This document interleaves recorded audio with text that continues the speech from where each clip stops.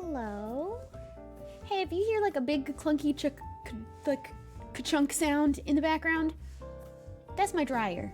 That's my dryer that I should have turned off, actually, before I went live. But it is, I think, almost done now drying my clothes, so hopefully you can't see it too, or hear it too loud. You bonking already? We just got started and you're already bonking? What are you guys even bonking about already? What even is there to bonk about so far? Me! Let's bonk about me! Welcome to my stream. Hello, dudes. How are we doing? Here is today's mug. I'm pulling out the old ones. Oldies but goodies lately because I'm overdue for cleaning all of my dishes. And so I have no mugs and also no forks. So I've been just using chopsticks for everything because you know what? They're way easier to clean. So I'm on the chopstick train of just, you can eat anything with it except for soup, I guess, but really easy to clean. And then I don't have to do the dishes, which is really just running the dishwasher, but I don't want to do that. Hello. Today's mug is a mood. Let me show you the other side because the other side's, I think, the better side, but because I'm right-handed, I have to hold it the other way.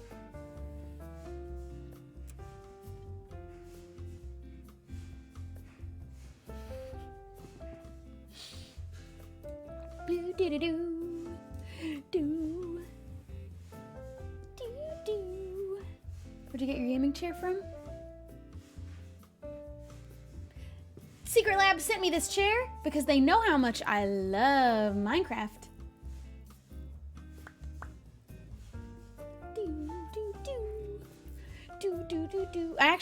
I lied in that one tweet about the chopsticks. I have chopsticks that are not disposable chopsticks. And have had for a while now chopsticks that are not disposable chopsticks. And I was just using my chopsticks that one time. But I felt like it was more relatable in the tweet to put disposable chopsticks because I feel like not a lot of people commit to just buying their own chopsticks. Even though I think everybody who does and can use chopsticks agrees that they're like the best thing to eat food with. As long as you know how to use them, which is really, really easy. And I just learned like a few weeks, I don't know how long ago actually now, maybe a month and a half or something, but I learned how to make those kids' chopsticks with a rubber band, where has anyone ever, even when, I use them as an adult, but they're meant for kids, chopsticks that have a little rubber band on the end so that you can go boop, boop, boop, boop, boop, boop, and just pick up food like that. With like the little rubber band on the end, so you don't have to actually know how to use it. I learned how to do that, do the rubber band around on a chopstick so that people who don't know how to use them can use them. I was not saying chapstick, but, you know, I guess you can use 2 chapsticks as well. I think you might have a little bit more trouble.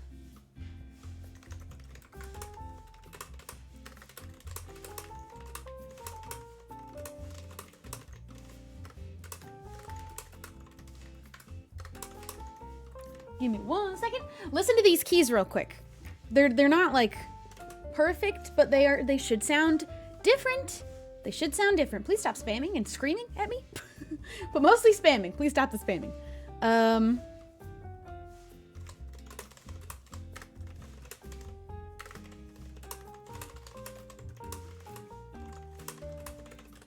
Are they softer? I'm getting better keys. I'm getting a whole new keyboard. Another one. With a complete different set of keys, different set of switches, and everything. Literally from scratch. I am not gonna be able to warn you more than the one time. Please stop screaming spam messages over and over and over.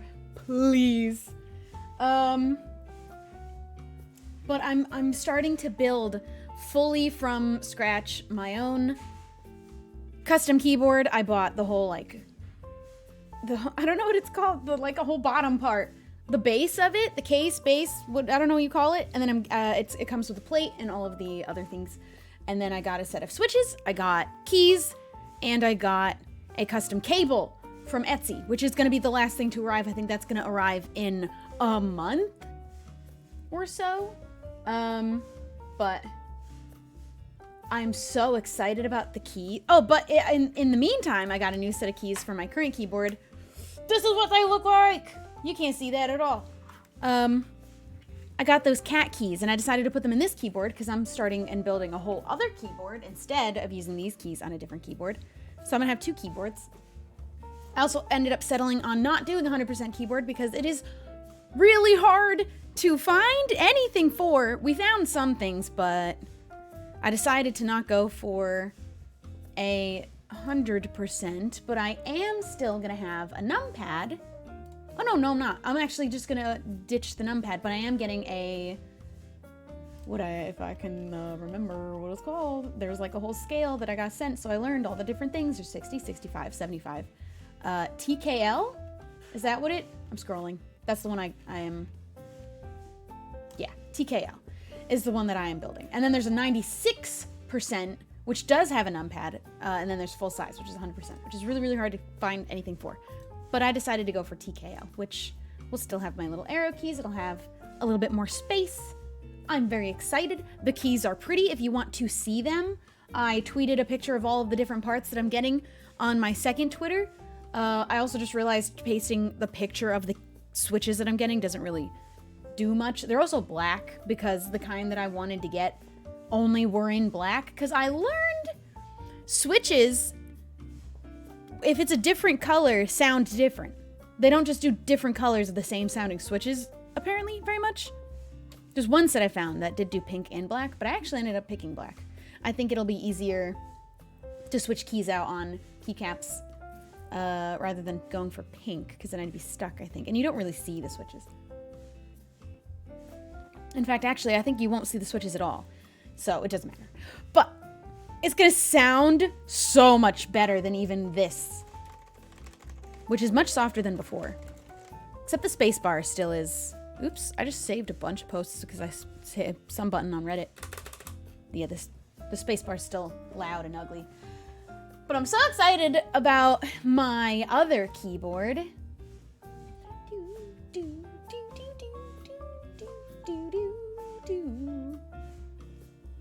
I did open Reddit because I think I want to do a little bit of Am I the Asshole reading again, because we got cut short a little bit yesterday. We ended up going and playing Dinkum instead. And so I kind of want to read a few more. Also, we're just going to very relaxed version have a chat. Not like you're not in trouble. Just like, we're going to chill today. Just vibe. Just talk. I love just reading the chat, telling stories, answering questions. Why so many keyboards? I found a new obsession.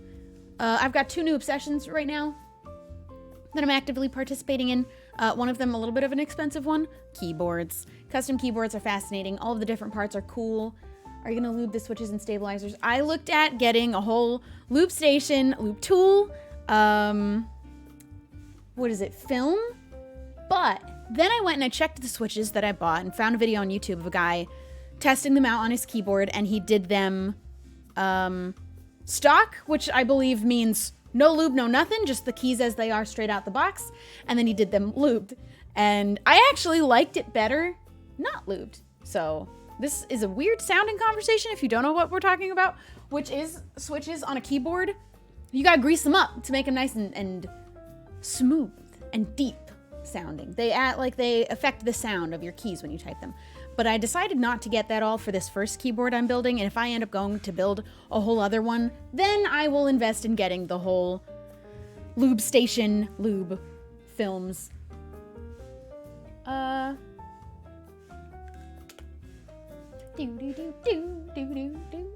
did not watch any boxing. I don't honestly usually watch the boxing, except for when my friends were in it, and that was really, really cool. Laura, bring it in for a hug. What breed is my cat? She is a Bombay mix, so I don't know what she's mixed with. Probably something that leans pretty large, though, because she's a pretty large cat. I think she weighs like 14 pounds? I don't know what your average weight of a cat is, but I'm pretty sure 14 is pretty big. And she's also just like a little bit chunky, too. Just a little bit. Please, dudes, please stop spamming the same thing in the chat. Over and over. I'm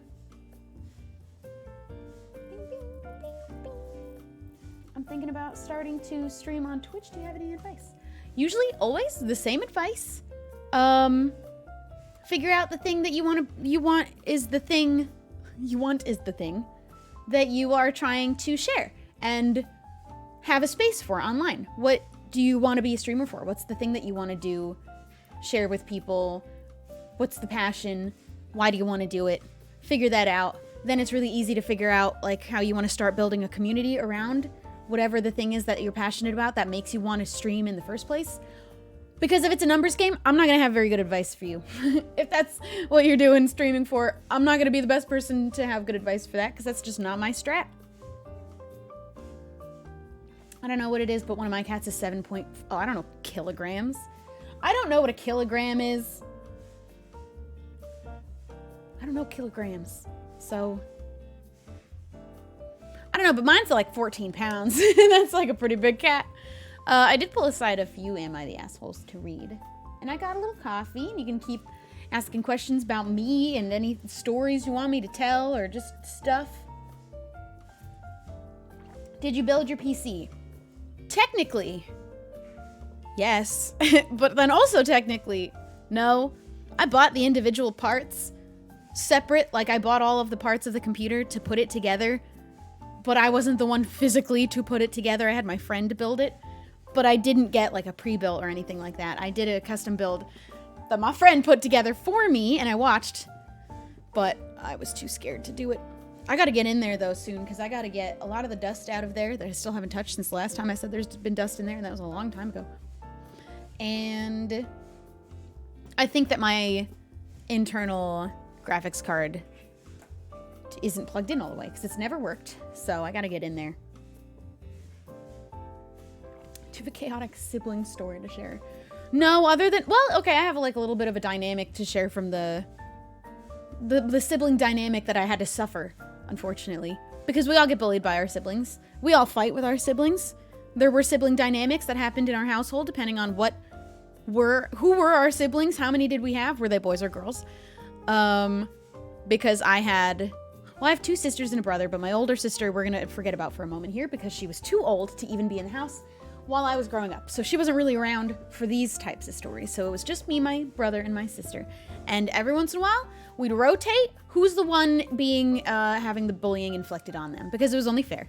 It had to rotate. It couldn't be on one person all the time. So it would either be the two girls against my brother, girls against the boy, or it would be the two oldest against the youngest, which would be my brother and my sister against me, or it would be the two youngest against my sister. So we had a dynamic that just naturally would rotate and someone else would be inflicted, have all of the punishment inflicted on them. All of the pain and suffering of being a sibling would rotate, depending on if it was against the boy, girls versus boy, oldest versus youngest, youngest versus oldest. So, 3's good. 3 worked. Worked for us. And if it was 2 boys and a girl, it probably would have worked the same, just the 2 boys pick on the girl. Ours worked in such a perfect rotation that each one of us got bullied an equal amount by our siblings without somebody getting bullied twice over because they were the youngest and the only girl or something.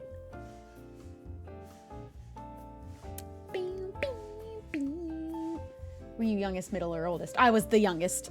Am the youngest. I still am the youngest. I might be old, but I'm still the youngest sibling. But yeah, my brother's the middle, and then my sister's the oldest. But then again, I have another oldest sister. But she was much older, is much older than me. Are you related to Ross? No, we lied to you. Most of the people here have heard that now by this point, that all was a lie. I stand by it. I support it. Think lying is good. In some cases, it is the good decision to make. How's Star doing? Honestly, phenomenally. She's in the closet asleep. Just a little bit of lying as a treat is okay sometimes. When it is for your own good. When it's for your own good and safety. A little one. The least lie as a treat. You know, I'm finding out about having a lot of hair. It really puts a lot of pressure on your neck. And I'm cracking my neck way more often than before. I'm really excited to get a few of these pulled out. And I think that overall the look of the hair is not even going to change in the slightest if I remove 3 Total 3 extensions. I don't even know how much of a effect it's going to have on the weight on my head either, but the reason I'm so late to streaming today, because I wasn't planning on it. Usually I'm live by like around noon, and I like doing noon streams, unless I specifically say, hey, I'll be live in the evening today. I was a little late because today was hair washing day, which luckily with this hair I can get away with 4 days of not washing it. But hair washing day comes around, that's a good 4 hours killed by just washing, air drying halfway, blow drying the rest of the way, straightening my hair. Jesus Christ, it takes so much time. And I don't usually like my hair to take so much time, but it's just a matter of getting it dry so I can straighten it. I do want to kind of let it air dry all the way. I just don't know how long. I feel like that'll be a whole day, but it kind of is a wavy texture hair, which I wasn't expecting. I was told it was going to dry straight, but it's got almost the same kind of a wave that my natural hair has. My natural hair has right now. My usual natural hair is pretty curly, but right now it's got a bit of a wave because it's relaxed from a keratin treatment. But this hair kind of dries almost the same, so I kind of want to let the whole thing air dry and see if it blends with my natural hair, and then it's all like a nice beachy wave. I also want to try and get in there with a curling iron, but I just think that's going to take so much more time than running a straightener through, at least.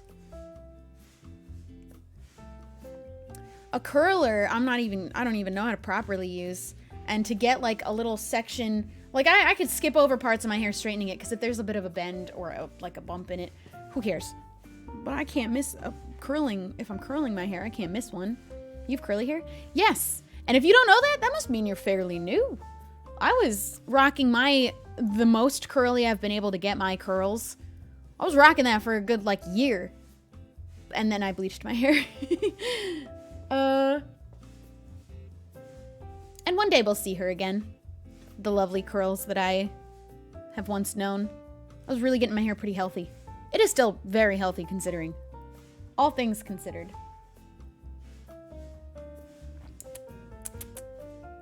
Did you name your cat after the Guardians of the Galaxy? Actually, I named her after the other Star-Lord. I'm kidding, I'm sorry.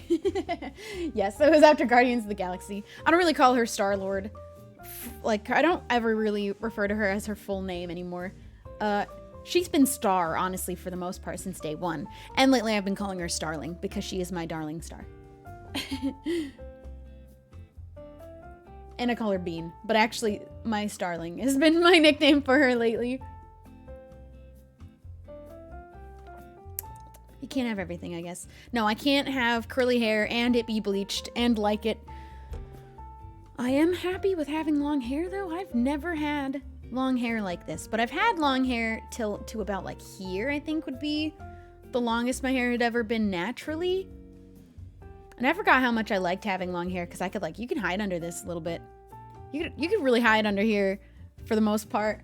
And if you can get your hair looking good and you got a lot of it, you actually can skip out on trying so hard in other areas where just like your hair carries you.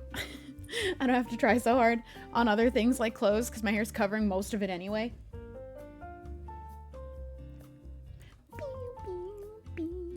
Also, like a little bit, I'm more comfortable wearing dresses with like tank top straps or spaghetti straps or just tank tops in general. I'm not one to show a whole lot of skin, usually, just my personal preference. But having so much hair covering so much of this area on its own makes me excited that I feel a little bit more comfortable wearing shirts that are tank top or just even this one that's like a bit more open. I got so much hair covering around here too. I feel a little bit more comfortable getting a little bit dressed up in scoopy neck and tank tops. I think it's because I'm scarred from when I used to get acne on my chest. I've talked about my acne problems all the time, but it wasn't only on my face either. So I think I just always would hide that part. Oh, and it always sucks when you get a pimple on your back too, or any amount of back acne. I never had that too bad, but I definitely had it. And that's the most annoying. And then you don't want to wear anything that will show your back. Also, just no one cares. I promise you, no one cares. Wear the thing. And don't care about the exposed back. I'm pretty sure I still have acne scars on my back from when I would get acne on my back. This is not a cute conversation, but it's a real one. And no one cares. No one will care about a spot on your back. No one cares. And just the same, they don't care about it on your face either. But you know what? I'm a very happy girl about something right now, and it is the fact that at this current moment in time, for the first time in a long time, my face as it currently is has 0 pimples. Even in my whole skin journey, when I was like, I'm finally getting like really, really good skin, I was in a good place with my skin, I always would at least still have like one rotating through, little bumps still. They're all gone right now, and I've never had that happen, and I'm just waiting to see when the next one will pop up. He'll come around, but I'm gonna enjoy this moment right now where like my current skin doesn't have a single pimple on it. I have a couple of acne scars because as pimples come and go, little spots get left behind, and those are really hard. They don't always go away. Sometimes you just always have like a little dark spot, and I don't think that I care about that at all actually anymore. Dude, I think I might have finally found it. The system of skincare that works. It's literally Curology, and this is not sponsored, but everyone's always asking for the skincare routine because I've had so many skin struggles. I'm just using Curology, so I can't even still give a routine because it's whatever custom formula they made for me. Whatever's in their moisturizer is the only one that hasn't broken me out or caused me issues. And their cleanser is really, really nice. And then I tossed in, I think, like a little of the ordinary niacinamide, which I forget about and only use like every few days. That's the only thing that I've tossed into the mix. I just put aloe vera and pray. Like as your skincare routine? Or for the acne scars specifically, because that is the thing that you can use for that. But is that all of the skincare you do? Is slapping aloe vera on? I don't know if that's a replacement for moisturizer. But hey, so you know what? Some things work for people and some things don't for others. Do you still do the icing thing in your face? No, I haven't done that in a long time. Honestly, I don't think that most of the things that esthetician told me to do were very good things to do. And I don't think most of them even really helped. Icing, I think, is a real thing that can help, but my problem has never really been with redness and inflammation anyway, or any kind of irritation. Mine's just been acne. And I had a like long period of really bad cystic acne too, which is leagues worse. Do you have advice on how to get off my ass and clean my apartment? What gets me in a cleaning mood? I usually have a reward set up where I'll put it in sections. So usually, because my apartment's not very, very big, my sections are each room. So I'll say I'll do the kitchen. We'll just do the kitchen, even just today. And then I get to do something fun that I get to sit and do nothing for a while after, once I'm done cleaning the kitchen. And usually what ends up happening, once I start cleaning the kitchen, I start bleeding that into the living room, and that goes into the bathroom, and I just end up cleaning the whole place. That might just be me. That might not work for you. That might just be me. But usually once I have the motivation to start, once I'm in it, it's really hard to get me to stop until it's completely done. Like I'm a 100%er kind of a person, you know what I mean? 100% completionist run of the apartment cleaning. So if I can just get myself motivated to start it, it's usually hard to get me to stop until it's actually done. But it's the motivation to get me to at least get it started is the hard part usually. That's for almost all things. Same for building. When I'm on stream, I usually build on stream because that's the one thing that gets me to force myself to start. But then once I'm started, it's hard to stop. And I keep, even with that one stream for the sponsored stream, I couldn't stop decorating the inside of the house, and I was only supposed to build a house. Hard to get started because I don't have the motivation, but once I do get started, hard to stop. Gotta finish, or else I'll be bothered by it until it's done and I have to do it all at the same time all at once, or else. Don't know what, I just know or else. The cat tower building stream was fun. That was another one where that was only gonna happen if I did it on stream and forced myself to start, and then I was like, okay, let's finish this. And I even did it wrong. I think for part of it, I had to like redo it. And once I'm in a task like that, like I'm in it, I'll have an ungodly amount of patience for it too. And I won't mind. That's how I end up with building houses too. If I want to take down and redo a whole part because I missed one block, I'll do it very patiently and I will just rebuild the whole thing if I have to.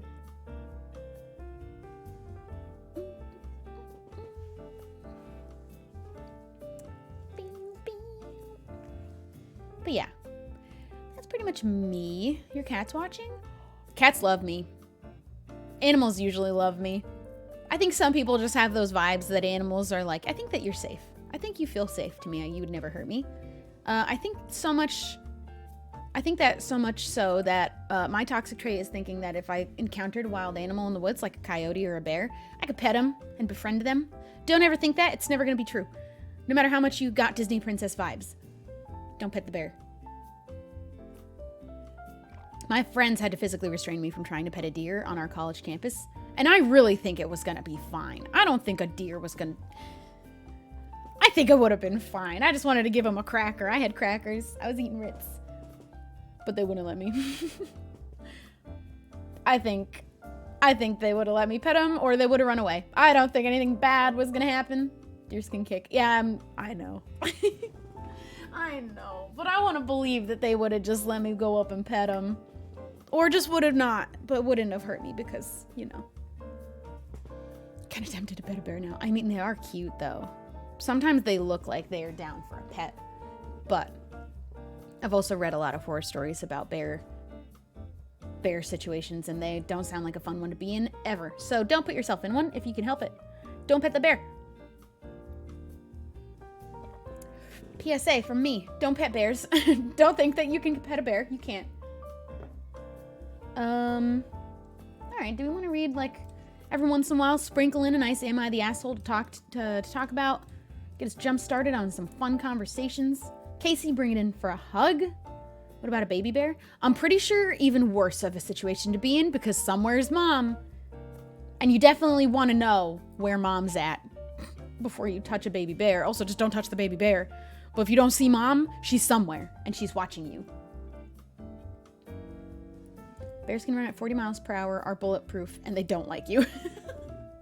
Under no circumstances does the bear like you. Oh, man. They have boopable noses, though. It is true. I don't know how many animals there are that don't have boopable noses.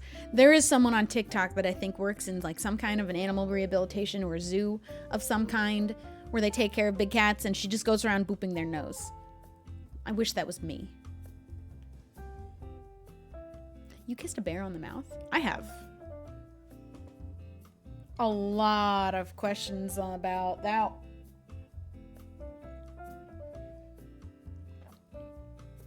In the wild? Whose bear was this? I've seen bears. My friends' houses would get bears all the time because there's like forests in New Jersey. They lived in like the foresty parts up in the mountains. Or my friend who lived in Pennsylvania, we saw a bear on the back porch going in the pool. On my high school campus, it was like a weird... I do not have your average high school experience. My high school was a few buildings spread out in the woods up in the hills. And like going from class to class, you had to go outside and like do a little walk up to the other building on the campus. It was pretty big. And we had a bear one time. So everybody had to stay in their classrooms. They couldn't go and continue class because going from class to class meant going outside. And there was a bear wandering around, so they couldn't let us out there. We had to stay inside until the bear situation was sorted. And then also, there was this elusive pool in my high school that until I was actually a senior, we didn't know existed because it was secret. And you actually just never heard about it, or you'd hear rumors about there being a pool, but you didn't actually think it was true until you became a senior, and they were like, yeah, no, that pool you were hearing about that whole time, it was real the whole time. There is a secret pool. You just have to do a hike, half-a-mile hike up into the woods, where at the top of the property, they had a pool, and the seniors got to use it in gym class. And on their hike, we came across a deer that unfortunately was one of the victims of that bear. So for a while, we couldn't even do that hike anymore until they got rid of the deer that was in the woods. Just high school things. We'd be hiking up there in our stupid school shoes and our skirts, too. Not fun. Angie Baby, thank you for subscribing. Skittle Nom Nom, thank you for the Prime. James, thank you for the Prime. Flower Girl, thanks for subbing. Juniper, thank you for 200 bits. Lilith, thanks for subscribing. Soul Reaper.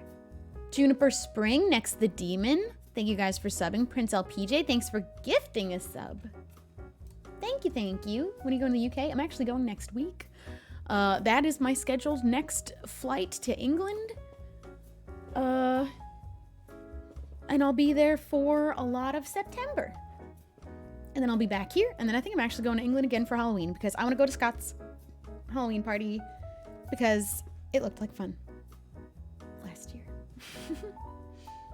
It seems like a beautiful campus. Visually, yes. There also was like a big pond with a fountain, and there would be like ducks all the time in this big pond. It was a very, very small school, all girls and run by nuns. So it also had boarding for the nuns and eventually the girls if they wanted to board. I didn't. My mom drove me.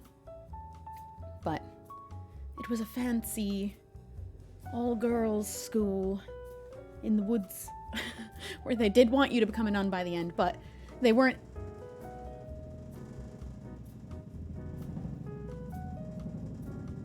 This has been happening a lot lately.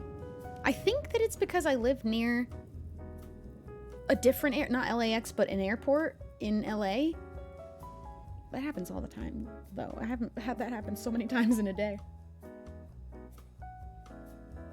Would you consider moving to the UK? I don't know, maybe in 5 years, but definitely not anytime soon. This is my home. This is my house. I love it here.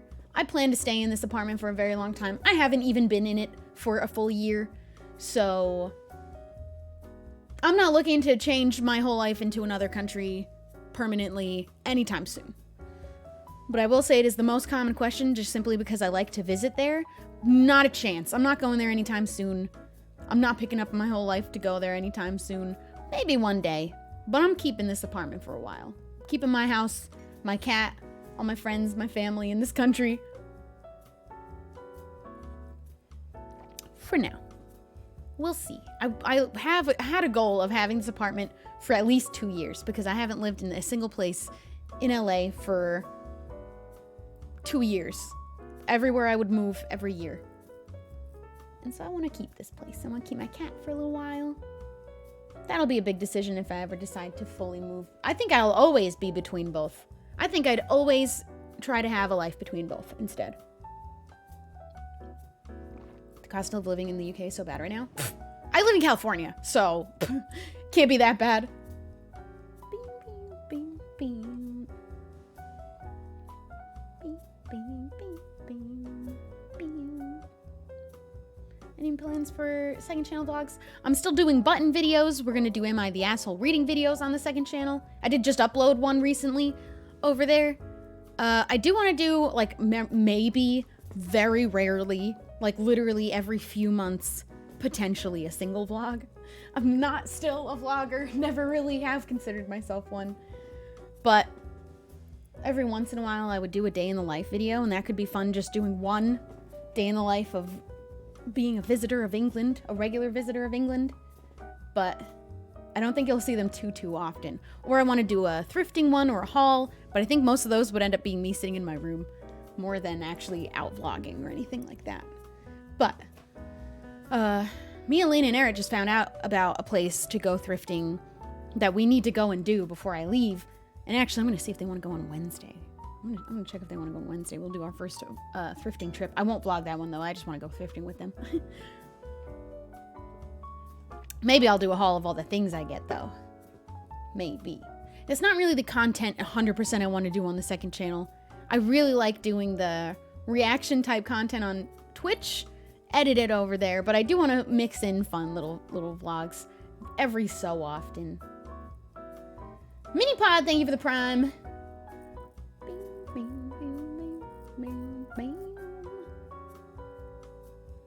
But yeah.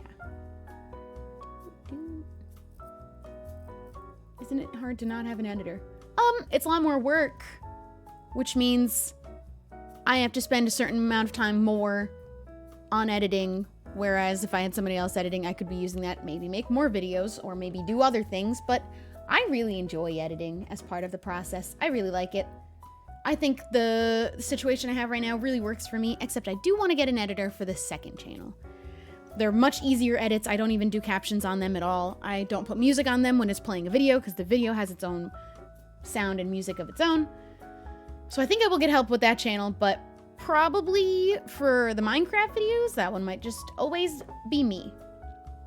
And the VODs. I wouldn't mind having somebody do the VODs for me too. Those are easy because I just attach an intro and outro, cut off the beginning and end of the stream bits just so it's a little bit more to the point. But I'm pretty much only uploading once a week, Empires videos, or once every 5 to 7 days is my goal. I have the next one for tomorrow ready, basically. I'm gonna finish it tonight.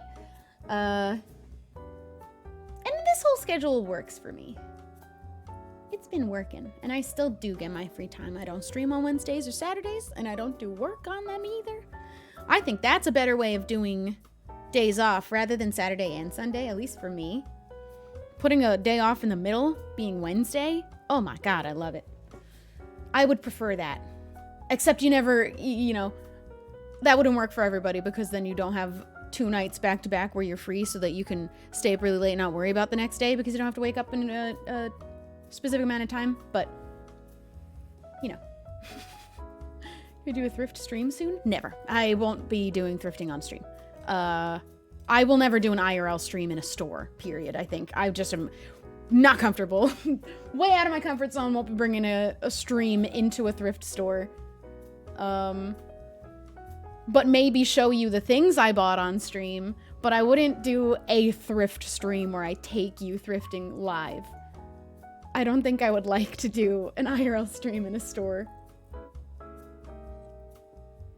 Streaming public seems awkward. Just in general, yeah. I've been on other people's IRL streams. When you're not around, like, in a closed space of people, I think it's fine. When you're outside, it's a bit better. But I wouldn't do it inside of stores. I don't think they'd like that.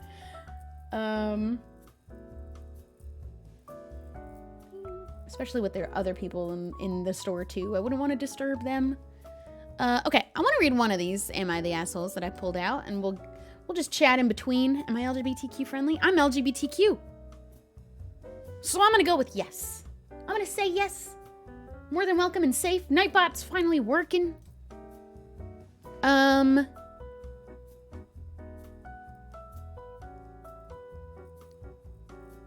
Okay, I found one that's like a really, really short one. Which simply says for the title, am I the asshole for just walking away? Zero context. So, I just want to make sure this isn't going to be an unfun one. Oh. Okay, yeah, let's read this one. Can you be LGBTQ and homophobic? Unfortunately, yeah. I'm so glad you don't know about it, but unfortunately, yeah. We're not going to talk about those, though. We're all nice in this Twitch chat. We're LGBT friendly and not homophobic. You can? I mean, because, yeah.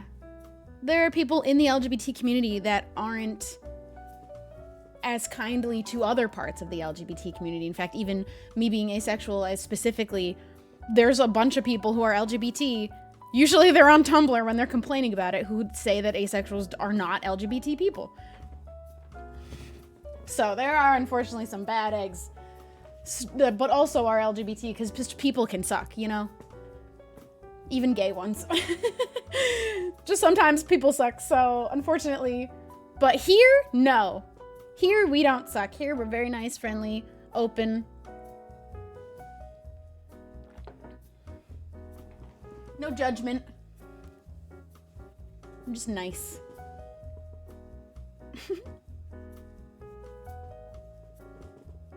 Good vibes only. Safe and good vibes only. Okay. Am I an asshole for just walking away? I, 27 male, decided to visit a bar for a quick drink after a swimming session at the beach. I ordered myself a cold Fanta, since I'm not really interested in alcohol.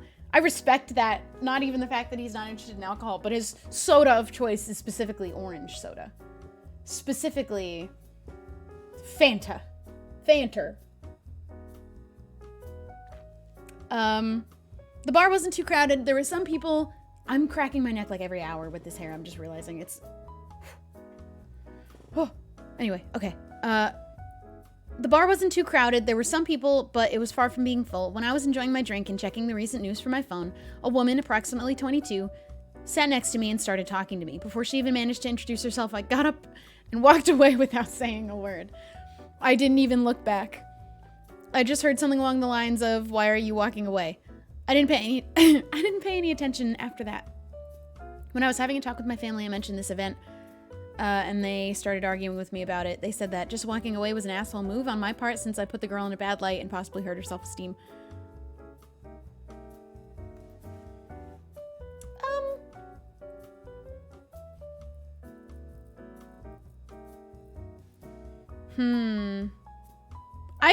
I knew where the replies to this were going to go.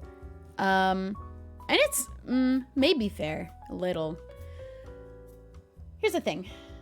Is it like a little bit rude to at least not even offer a no thanks and just like a I'm not interested, or but also do you owe that to every stranger that comes up and wants to have some of your attention and time and talk to you and you don't know who they are? Do you owe them that? Not really. No.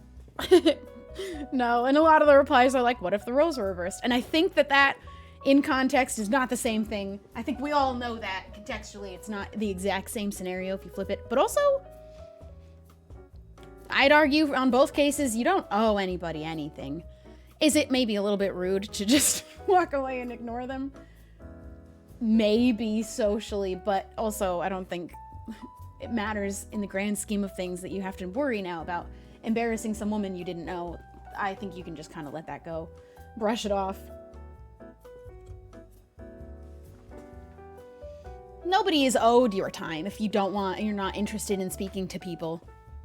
In his case, I probably would have said, sorry, I'm busy, and then walk away. Even that would be considered probably rude, but I'd at least offer some words before leaving. That's just me, personally. You could argue it's a little rude, but I'm definitely not out of the question. And if the roles were reversed, not the same situation at all, but yeah, you don't owe them anything. So, yeah, I don't think this was even worth an Am I the Asshole? I think it's just oops, I didn't think that was rude in that moment. I'm not going to think about it ever again because it wasn't even a big deal, at least. But yeah.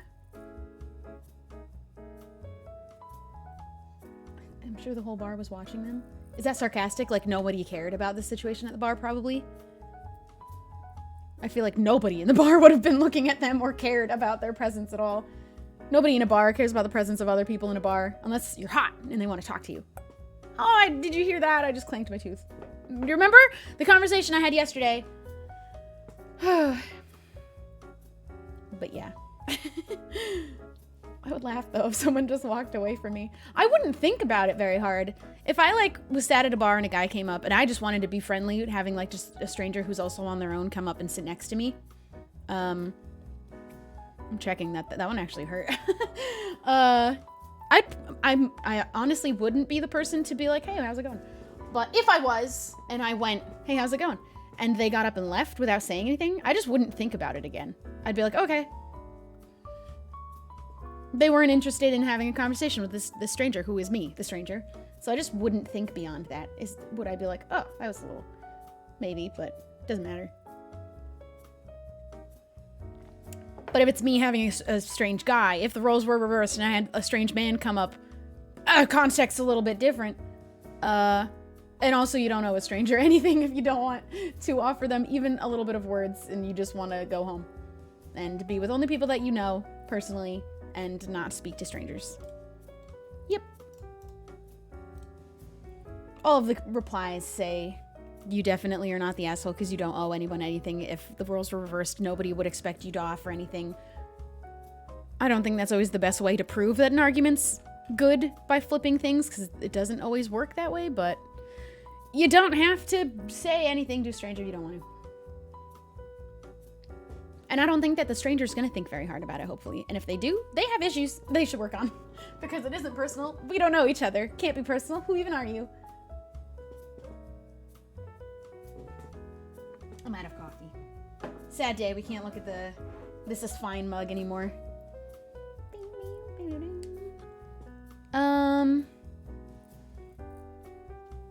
I think this person put it well.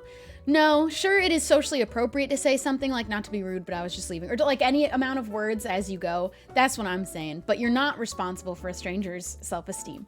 Your behavior is common for someone who... Oh, I guess I missed part of this post. Or they added something.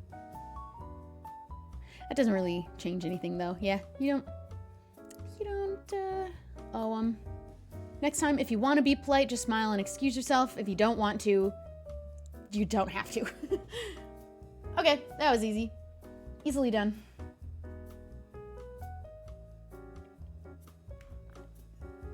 They don't teach you stranger danger for nothing. Even as an adult, you don't have to speak or owe a stranger any amount of your time if you just don't want to. And that shouldn't make any strangers out there feel personally offended. Just move on. You don't even know them.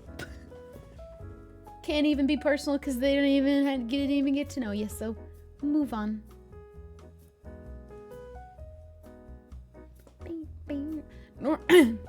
Normally, flipping the roles is done to ensure it doesn't come off as worse with the roles reversed, not to see if it's better. Yeah, I didn't think it was to see if it's better. If it's worse, then that's definitely a bad thing.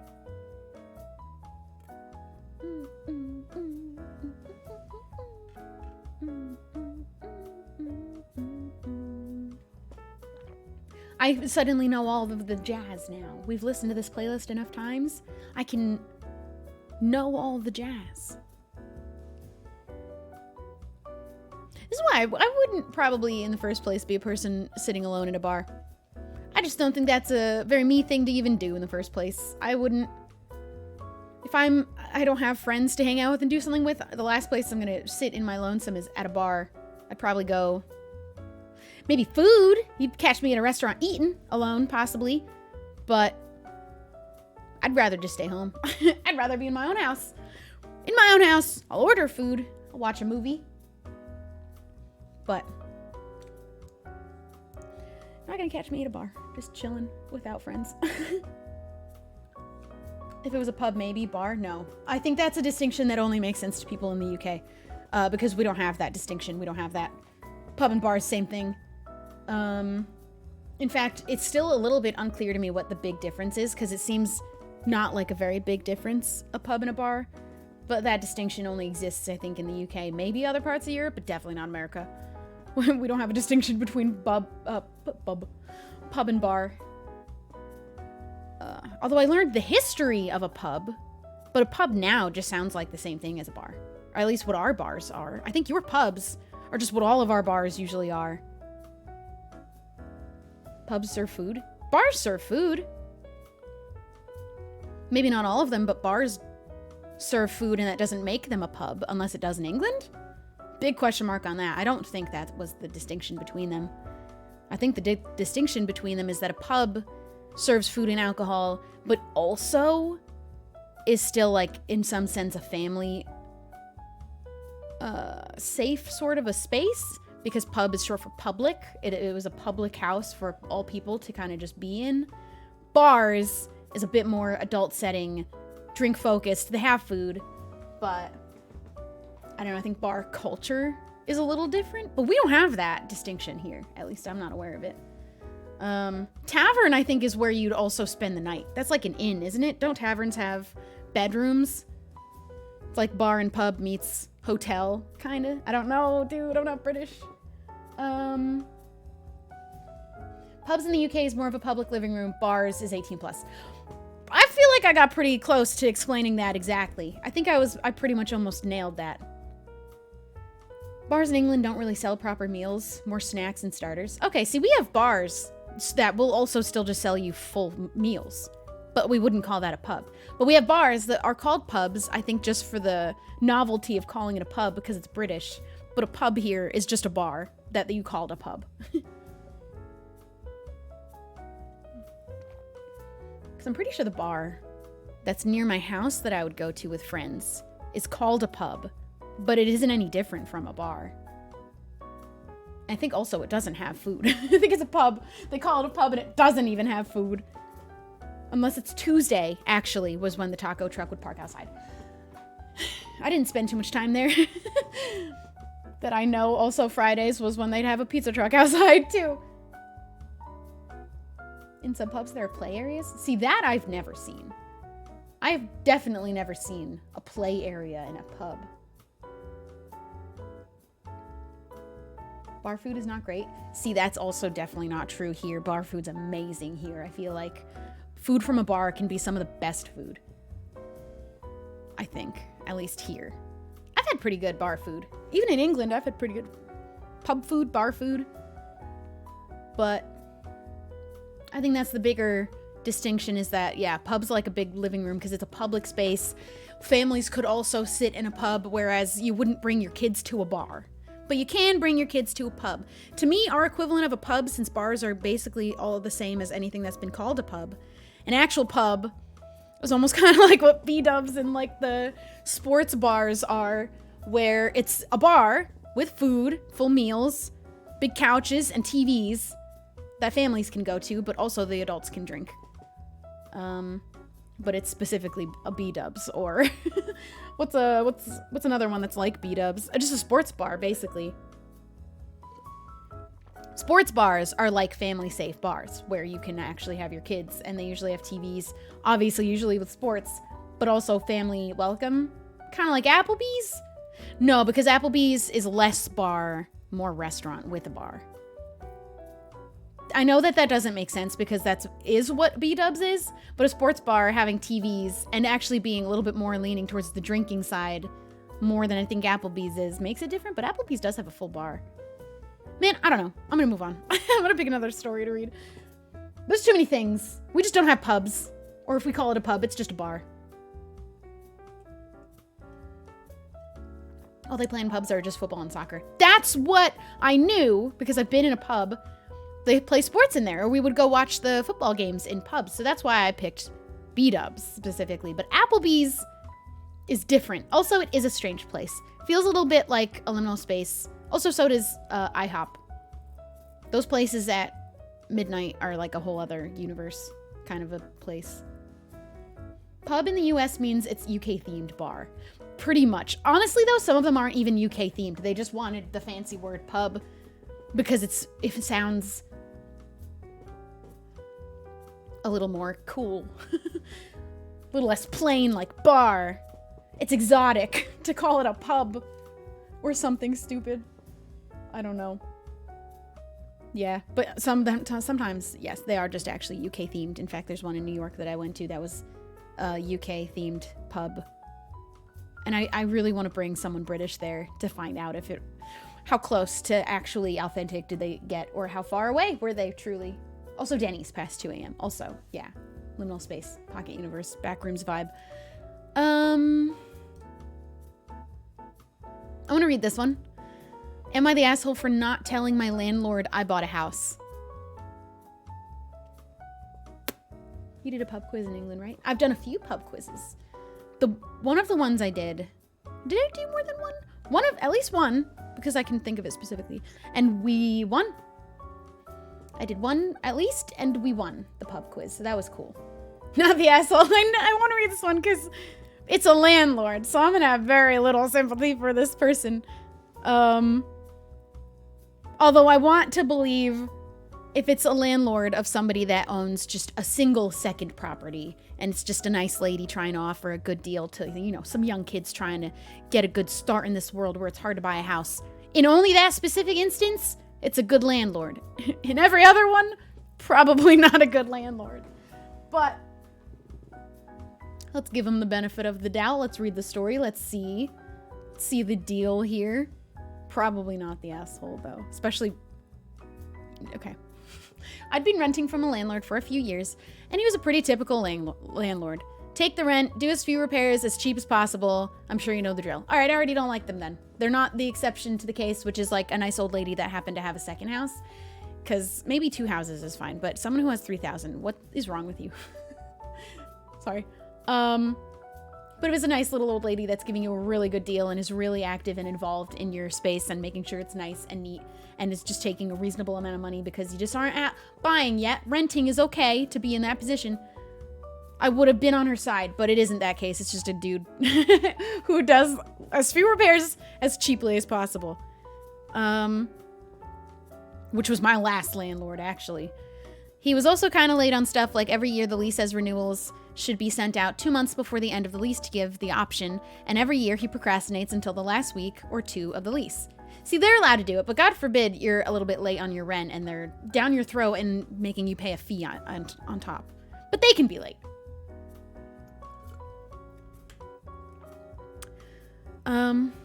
My landlord doesn't care that my hot water doesn't work.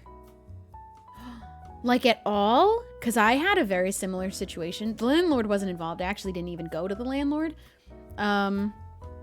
Because the problem was able to be fixed in a much easier way. It had nothing to do with the heater being broke. It had everything to do with only the shower couldn't get hot. But my sinks were, it took a really long time. But my sinks were able to get hot and the shower wasn't, which was really weird. And it was something in the nozzle of the actual shower itself that just a guy came in and was like, yeah, I just turned it so that you were able to get it to hotter. Because it would cap out at like lukewarm, still kind of cold. And he was like, yeah, I just kind of turned it so that you were able to turn it to be hotter. I don't know what he did. But I didn't even talk to the landlord about it. I just had a guy come in for a very small amount of money because he was only here for like 5 minutes. And it was just something in the shower itself. But if you have no hot water anywhere, then that's probably the actual heater itself. Luckily, mine was just, I think they do this when you rent properties sometimes. Check your shower nozzles and tub faucets. Sometimes they will install something to limit the pressure and heat so that you use less energy that they are paying for, because I don't pay for my water bill. And I don't pay for my trash bill. I do pay for electricity though. But there's sometimes some things installed that will make things work not as good as they could, and all you gotta do is unscrew, take the water saver out or whatever they put in there. For me, nothing was done to the water heater. It was only the shower itself. Only the shower head too. And all the guy had to do was get in, move a little thing around, and then I got hot water again because it was always possible. Something was installed to make it not get hot for some reason. I wonder. Anyway, I was looking to buy my first house and I closed on one 4 months before my lease was up, but I kept some overlap so I can live in the apartment while repairing the house. 2 months before the lease was up, like usual, my landlord forgot to send out the renewals. I thought of telling him I wouldn't be renewing. Then I remembered that my neighbors who moved had trouble with him bringing way too many potential tenants to tour. Nobody wanted the apartment because the online listing was a bait and switch. Wait, what? Nobody wanted the apartment because the online listing was a bait and switch, so people would see something looking in good repair and then come to tour and see it was shit. And nobody wanted to sign the lease, so he just kept bringing more and more people instead of making an honest listing at an honest price. Yeah, we're not on this landlord's side. We're definitely not on this landlord's side at all. Uh-oh. So I didn't say anything. I just kept fixing up the house and moving my stuff. Then 1 week before my lease expired, my landlord texted me the renewal. I actually didn't see it because I had my phone on Do Not Disturb, but the next morning he kept texting wanting my signed renewal. I told him I didn't plan on renewing. And he got really angry. He should have sent it sooner. That's his job. He was late. These are the consequences of sending something late. You send your send your rent late, you get charged a late fee. You sent the renewal notice late, you lost a tenant because they didn't plan on renewing, but you sent the form too late. Plus, I can only imagine this landlord probably has other properties, and also he's only going to lose out on maybe a few months because he didn't have those months to try and seek out and also scam whoever was going to move in next. He didn't have a head start to get, like, there be no empty amount of time that he's just paying for the property and not also gaining money from it. This is not going to probably affect this landlord in a major way at all. And if it does, that's his fault. He took the risk, but definitely not the asshole. He got really angry, demanding to know what apartment I was moving to next. I got the impression he wanted to call my next landlord to bitch about me. Anyway, I told him I was moving back in with my parents. I didn't want to tell him about the house because of the temper he was getting with me. He started showing the apartment right away, but I'd already finished moving out, so it didn't bother me. But when I stopped by to turn in my keys and ask for my security deposit, he better give it back. Landlords will do anything to not give you your whole deposit back. And they will try to scam you, and I bet a lot of people just don't go through the trouble of getting the full amount back that they deserve. And they know they can get away with that, and they get a few extra $100 that they don't deserve at the end of every lease. He got angry saying that I had some nerve asking for $1,300 when I'd screwed him out of a month of rent by not giving notice. Oh no, a month of rent in your one property that you're renting out. Oh no. Amelia, thank you for subscribing. KYR Louise, thank you for subscribing. Mini Pod, thank you for the Prime. I think that's all caught up.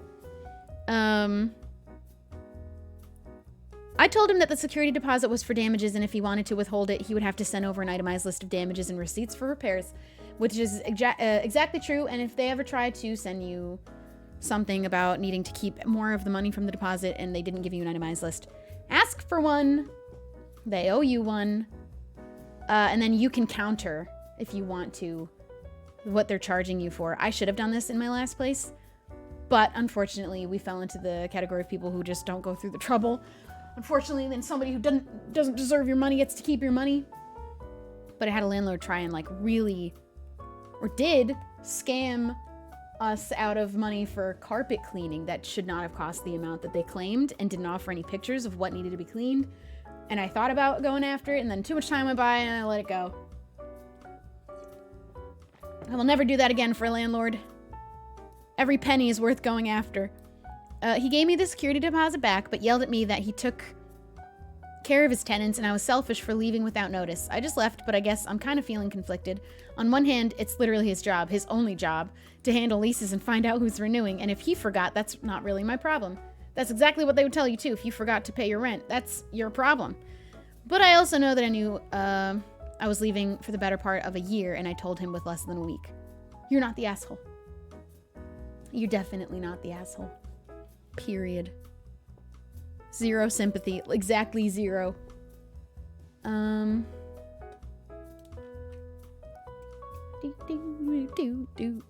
Not the asshole if you want to be a landlord and you expect to earn that passive income you need to take care of the basics.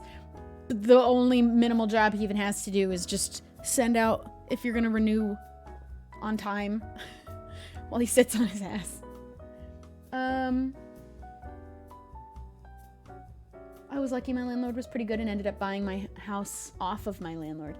That's why I don't want to say that all landlords are bad, because, you know, there's one landlord out there that's just an old woman with one extra house that, or apartment, that she's just offering as a real inexpensive place for those young kids out there who are struggling to buy a house to go and move into as a starting place to live. And she takes care of things and makes sure you're good, and is okay if the rent's like a little bit late because it's okay. She knows you're good for it. That's a good landlord. I don't know if that even actually exists, though. My last landlord sucked. My landlord before that was just some mysterious person that owned whatever company owned several apartment complexes across all of California, so I don't know who that even is. But you just get a southern accent? Because I still have it in my brain that me and H were doing really bad southern accents last night while playing Dinkum, an Australian game. It's fun. Yeah, they're not the asshole. And it's really not going to hurt him that bad to miss 1 month of rent.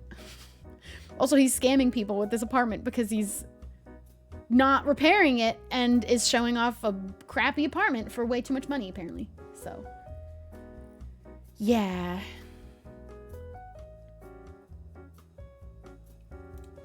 My landlord is fine now, but also just not, there's no very personal relationship. It's just a person that I send money to. I've never been late on it, so I don't have any issues. I've only ever needed a couple of things needing repair, and they would do it right away, but in and out, get it done. I like that. I don't mind, but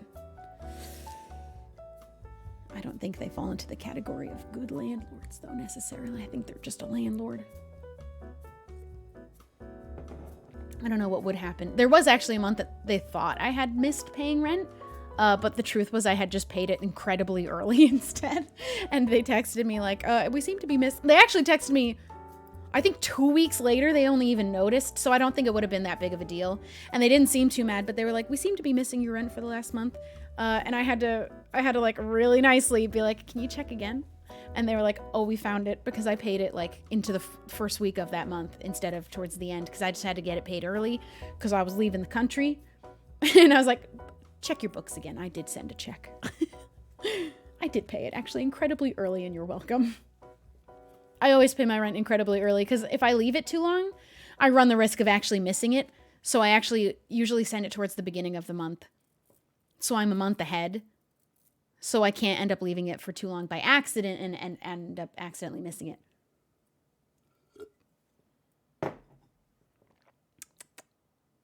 say you played Dinkum last night, or is my ears making this up? I did. But yeah. Did the jazz just... Oh, it's over. But I need more jazz in my life. Yeah. Not the asshole. He didn't follow the rules of the lease since you don't mention any rules about a 30-day notice. No, it was he said it was 2 months notice, but the landlord's the one who's supposed to give the notice, and he just didn't. So that's his bad, not yours.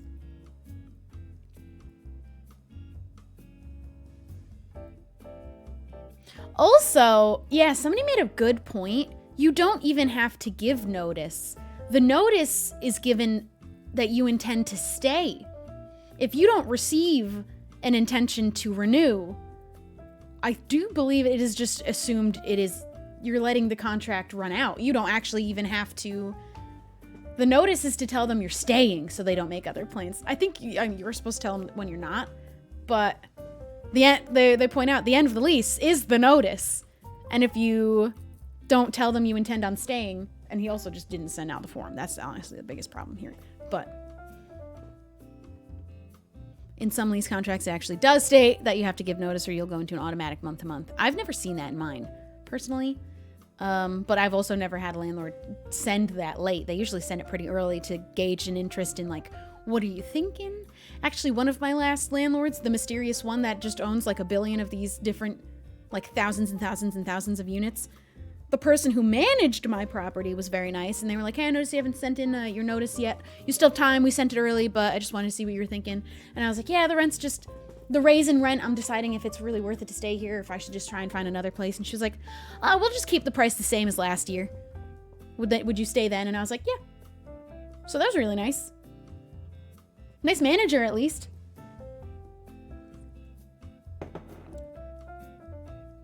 So, property hoarding proper angers me. Same. There's debate on whether people should even be able to own more than one home. And only, I think, like 2 max, maybe. I feel like 2's okay.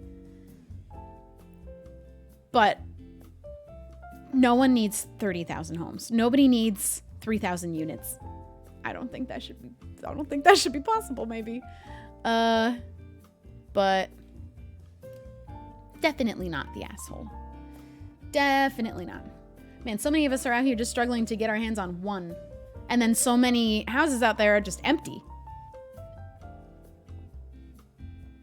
Just saying.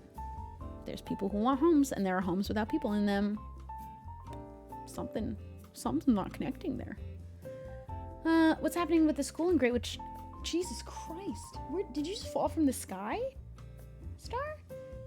She just fell out of the closet. I can't tell you what's happening because you have to watch YouTube videos. That story is unfolding on YouTube videos. I'm not just going to spoil what my plans are. You got to watch as the episodes come out like TV. Star? Come here. She's doing that thing where she just came out of the closet and woke up, and she's kind of like still waking up and just staring. Hi, baby.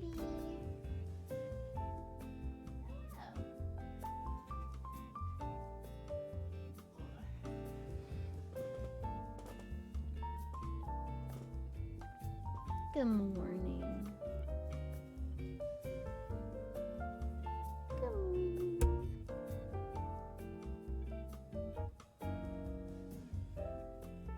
Okay. That's enough cat break. Good girl. That's my starling. She's my starling star.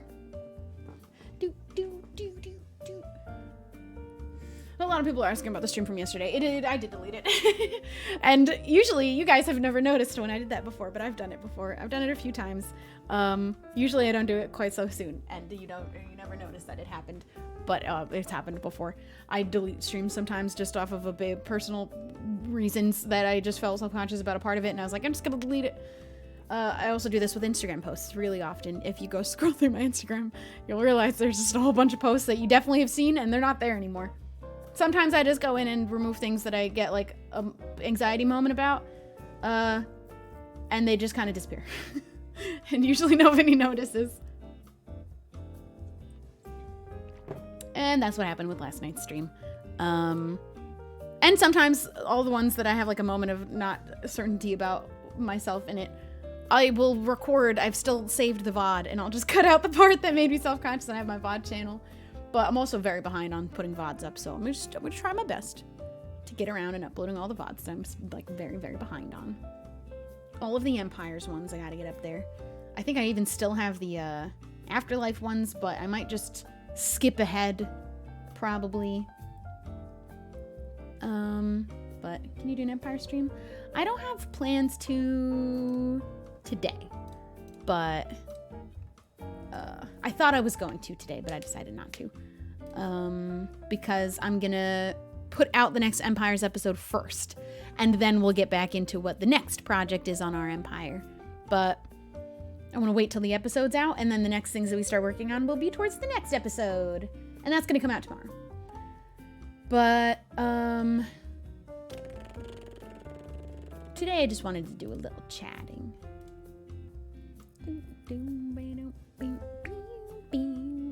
Am I the asshole for changing the door locks back after my wife changed them? I don't know why you would have changed them back if there was a reason for them to have been changed in the first place. Because if there's a good reason to change your locks, I don't think you should put them back if you think someone's going to break into your house. But I don't know the situation here. What time is it in America? Well, it depends on which time zone we're talking. All of America exists in many different times. I'm in PST. It's 3:30 p.m. here. It's 5 different times in America. It's a big country. It's hard to conceptualize sometimes. Okay, let's see if you're the asshole for changing the locks back. I just can't see why you would do that. I, 30 male, have a beautiful wife who loves to serve others. We bought a home down the street from my family. I have a sweet 17-year-old sister who likes to crash at our house with her friends. My wife normally is pretty easygoing until recently. My sister's friends have been leaving messes, mostly towels on the floor after using our pool. My wife got upset picking up after them every day. I've asked my sister to make sure the house is clean after they leave, and it has been better. My wife has also complained that some of her perfumes, clothes, personal items have gone missing. My sister said it's not her. I believe my sister. I just don't see her doing that. I told my wife and we agreed to just replace them. I mean, I don't think it's maybe the sister, but if she's bringing other people in this house, it's almost 100% definitely one of your sister's friends. It's not your sister. She's 17. Also, it might just be your sister and you have to just accept she maybe is not being a good person and stealing things, but also I think it's actually probably her friends. How did that not actually even get considered that she's bringing other people into the house? And you let the conversation go after just agreeing to replace them, because my sister wouldn't do that. They're strangers. There's other people in your house too. Maybe it's them. Last week, my wife made a couple of pans of cinnamon rolls from scratch. I got cinnamon rolls in my freezer that I really want to make. I also have a recipe for lemon sugar cinnamon rolls, and I really want to try making those soon. One pan was for us, and the second pan was for our co-worker's family who was experiencing a tragedy. My wife went to the gym, I went to work, and my sister and her friends came by. The one pan wasn't enough for her and her friends. They wanted the second pan of cinnamon rolls. One pan of cinnamon rolls is like a dozen cinnamon rolls. How many friends is she having parties over there? Your friends are definitely stealing your things. My sister texted my wife asking if they... Okay, the second pan... they wanted the second pan of cinnamon rolls. My sister texted asking if they could eat them, and my wife said no. They ate them anyways. Oh, jeez. My wife upset, went and bought new locks. When I came home, my wife handed me a new key and told me that she didn't want anyone else to have a key to our house. And you changed them back? I mean, she tried having a conversation about being cleaner and not taking things and don't eat the cinnamon rolls. So now if they need permission to come over and somebody has to be home to let them in, I think that that's fair.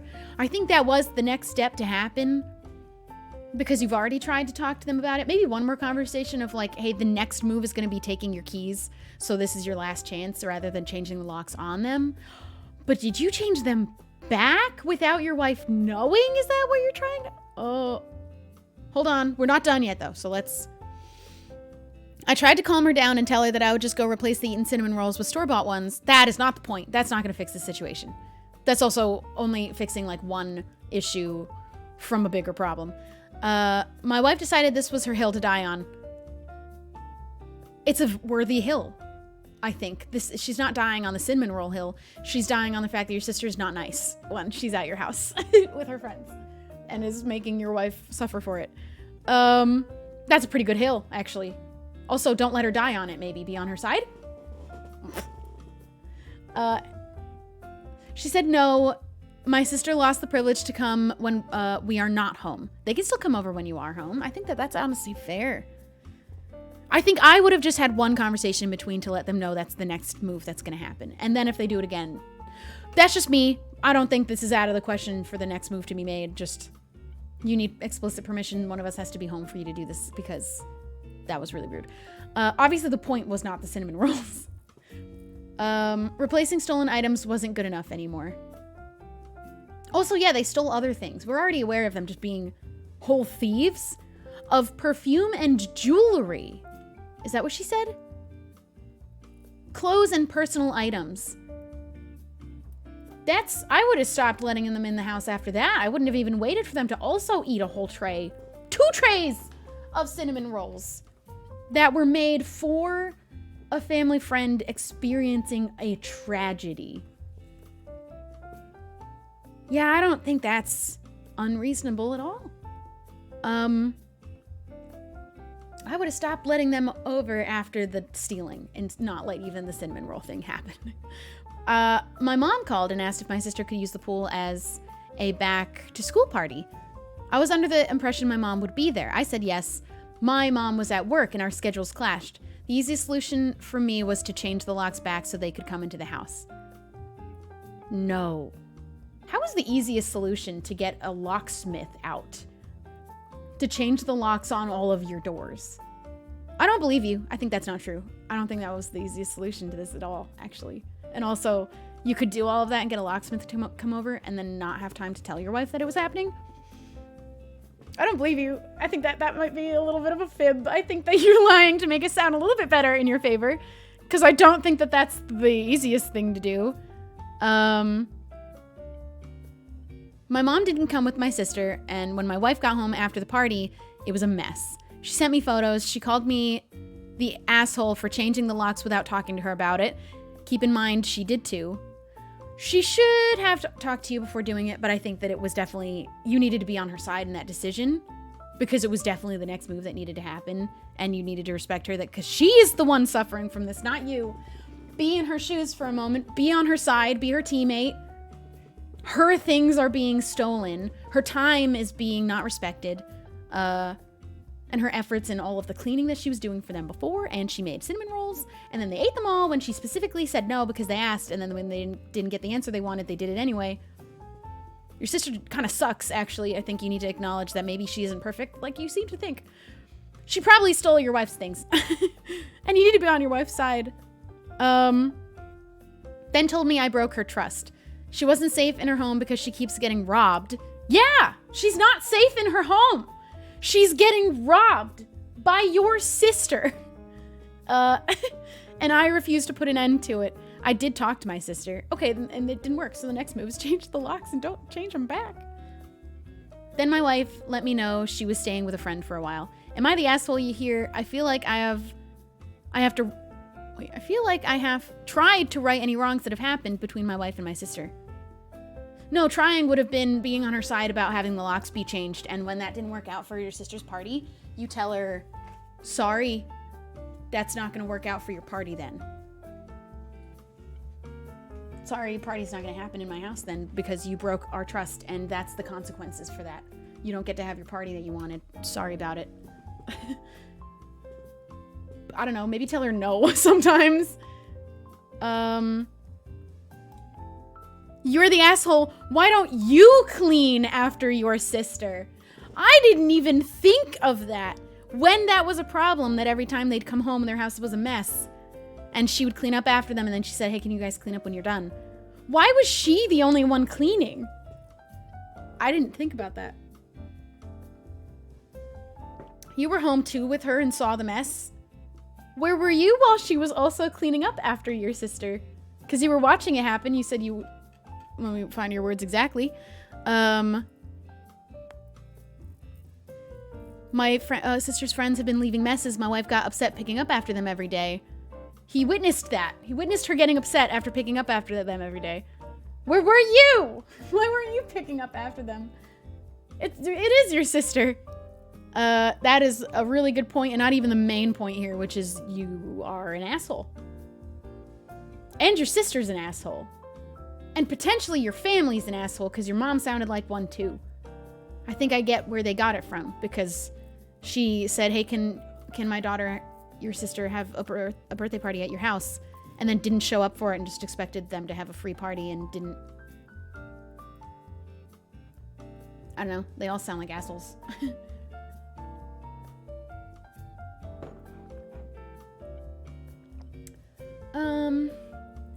Yeah, no, you're the asshole. Why don't you clean after yours? Not even the point. Why does he not clean? I cannot believe he had to type this question. It was my easiest "you're the asshole" ever. Careless, entitled, spoiled brat of a sister versus a very tolerant wife. Somebody that sounds like she isn't someone that gets upset easily. Because he said she is a beautiful wife who loves to serve others, but she got taken advantage of and you're not on her side about it. You're kind of being a sucky husband right now at the expense of being a better brother to your sister, but she sucks too, so...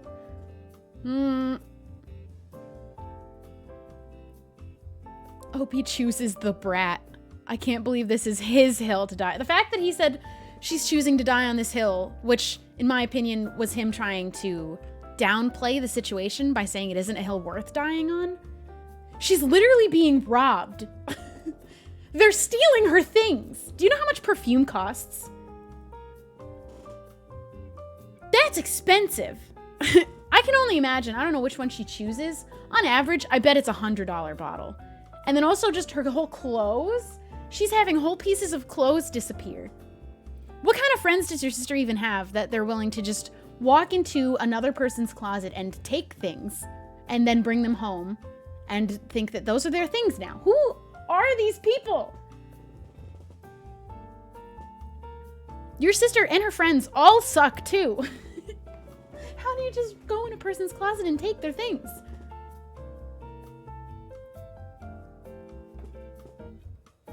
They're not even related to the mother, or not mother, the wife. It's not like it's their kid, it's his sister. You don't get to just take her clothes. I can't believe anybody needs to be told that. That's, how the hell are you thinking you can do that? Walk into a person's closet and just take stuff from them. I don't even care about the cinnamon rolls. Even if it was just the cinnamon rolls, though, too, I would care this much, but... What psychopath just steals things like that? How dare you? And the sister is 17. She's old enough to know better. Yeah, she just sucks as a 17-year-old. She's a sucky 17-year-old. And the husband sucks and the mom sucks too. You're the asshole. I'm so sad he didn't reply or anything on this one, because this one, how do you not have the awareness to realize, like, you're absolutely the asshole without question? How do you even have to think about it? Easy, you're the asshole. Your wife tried, even as her clothes got stolen. House was left a mess. Yeah, they still tried to make it work, even after that. And the icing on the cake, the cinnamon rolls. Those thoughtfully made from scratch rolls for a grieving coworker and some of her family. Made with love and care, no doubt. Because they could have been store-bought in the first place, but they weren't. They were made by scratch. That doesn't mean you can replace them, but with store-bought ones, and everything is fine. That is not how that works.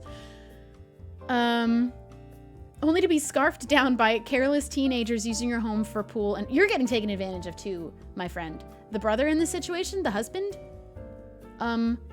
You said at the top of this post, actually, that you believe your sister. You just don't see her doing that. You're an idiot.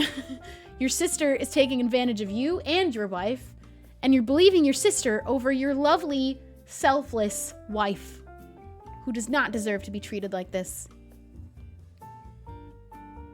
Your sister also could have set stronger rules to her friends and just stop using the pool. Also, why was your sister asking your mom to ask you for the pool? Why not straight to you or her sister-in-law? That's a really good point. Why is the sister going around to the mom to get her mom to ask her brother to let her over for the pool? because she's a child and is trying to avoid something that she knows she's doing wrong, and might be a little bit trickier to get a yes out of dad if she goes straight to him or his wife, because she knows she's been in trouble for it before. So she went to mom, knowing it would seem like mom would be there, and then mom wasn't there. And then you trashed the pool, and then you didn't clean up after like you said you would.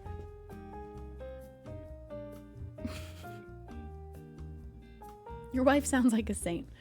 Oh my god, I hope they fix this issue with like...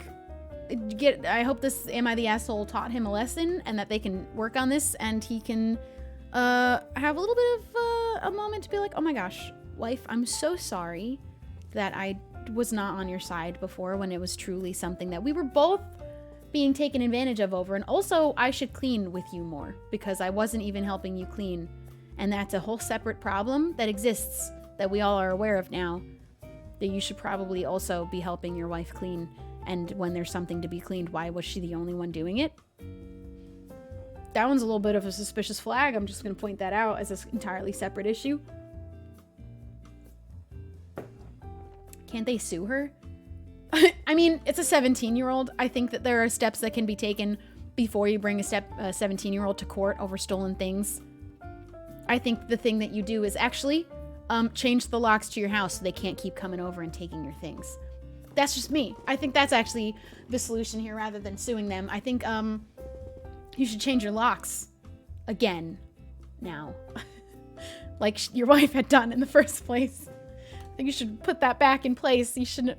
How do you get a locksmith on call that fast to have them changed back to old locks even? How do you reverse a lock change?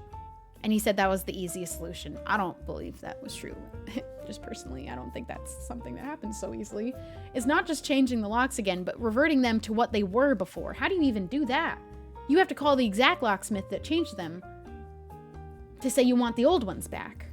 You can switch them yourself? No. He said he had them switched back.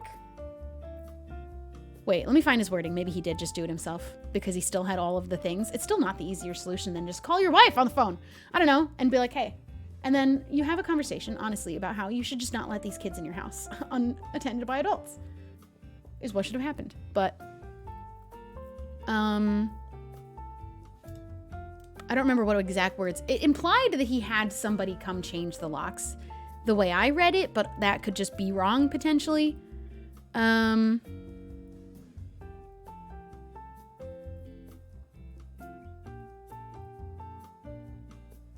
I don't know. We'll never know. But still, he shouldn't have done that.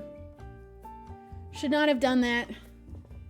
Can't you just unscrew the locks and screw the new ones back in? Why'd they keep the old ones? Do you usually keep old locks? Like on hand? Also, definitely not the point. Definitely the phone call to the wife. Your partner who you share the home with is what should have happened. Instead of going around and unscrewing and rescrewing all of the locks. I'm gonna stand by my point that calling your wife, just a quick phone call to let her know, give her a heads up, talk to her about it, who you share the house with. Definitely much quicker than going around and changing all of them and not telling your wife about it until she comes home to a mess that you expect her to clean. Anyway, you're the asshole. Even if it wasn't that, even if that was the easy solution in that moment, you're still the asshole. It doesn't change anything. There's a plane, hold on.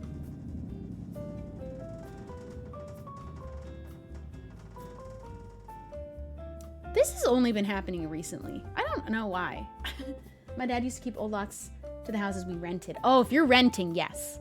If you're renting and you decide to have the locks changed, and actually you should, I should, even if I'm being honest, but I have also backup locks that are not key locks, and like other security camera and stuff, but a very good thing that you should do, one, if you're renting, change out the locks, keep the old ones, put them back in later, but change them because any previous tenants are using the same key, maybe made a copy, just to be on the safe side. Same for when you buy a new house, always immediately change out the locks so that there is no way that somebody has access to a key to your house, period. I should do that, but I have extra stuff on my door as well, just in case. But I've actually never done that because I didn't realize that was something you could do easily, is switch them in and out until the last couple years of renting. but it is a good idea if it's something that you are concerned about, the safety of where you're living. Most places I lived were within gated communities. I think that's why I never even thought about it, because I lived in very safe, big complexes, gated community, or just in a big building, or fob access doors that didn't need a key or couldn't be copied kind of a key. But especially if you buy a new house, change out your locks immediately. And if you're renting in a house long term, consider it. If it's like a standalone property, it's a detached kind of a thing. Peace of mind, it's always good to have extra securities.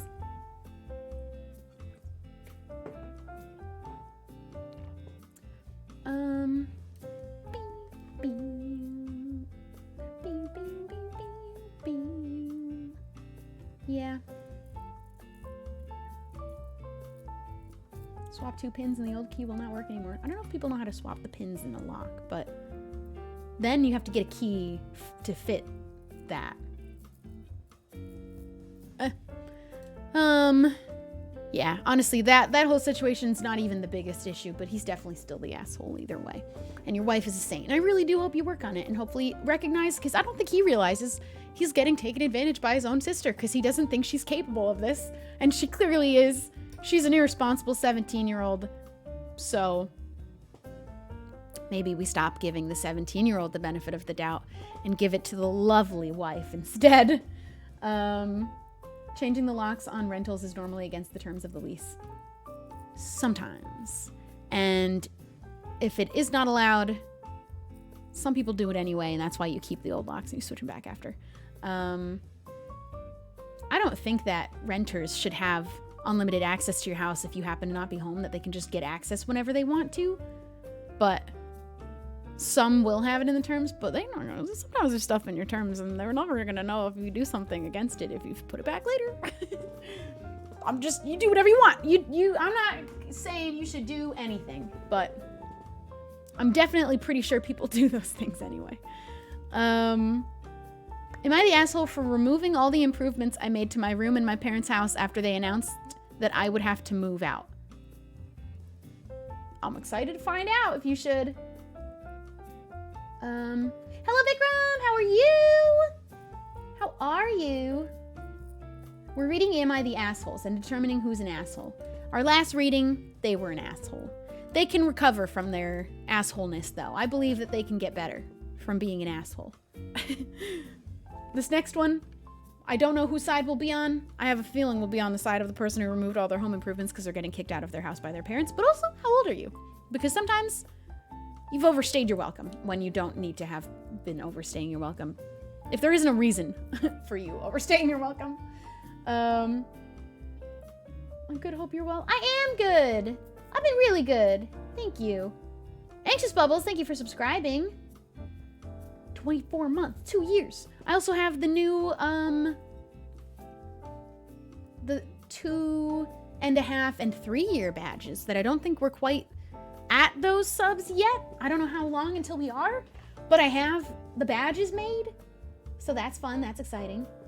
We're gonna post art of you so you'd see it. If you tag me on Twitter, Instagram, or Tumblr, I'll see it on any of those different places. You will definitely find me, and you can tag me on it. I have hiccups. Oh no. Where's your top and bow from? Actually, I think both are from Urban Outfitters. No, the bow, truly, I don't know where the bow is from. There's no information on it. The only tag that it has just says handmade. It could be from anywhere. You can buy a bow with, it's an alligator clip on the inside. You can buy that on Amazon. I don't know if it'll be exactly the same as mine because I don't know where mine's from. The top, I'm pretty sure, was from Forever 21 when I used to shop there. I do not shop there at all anymore. But just like a bow with alligator clip. That's the kind of clip that it is. If that's, you want one that's a similar kind of a style. But, oh my God. Do you hear that? My neck is cracking so much more. So often. But, geez. How do you do your brows? Mostly they do themselves. Mostly that's just all my hair because I have some thick and dark brows. I fill in very little In fact, even more less and less lately. I kind of mostly just use a clear gel now. I don't even use tinted gel anymore. I think they're just already too dark. I'm gonna be right back really quick because I'm gonna refill my water. But don't go anywhere. Enjoy the jazz. I'll be right back. Get yourself some water, get a snack. I'm gonna come back, read a few more. At least. Don't go anywhere.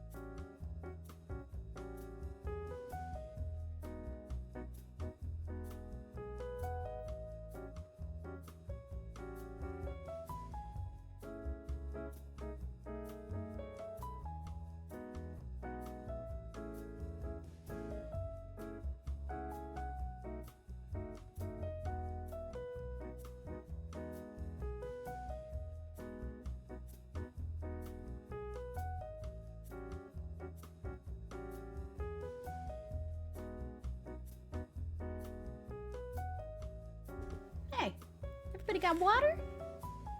Everybody got a snack? Everybody got good vibes to read some more Am I the Assholes?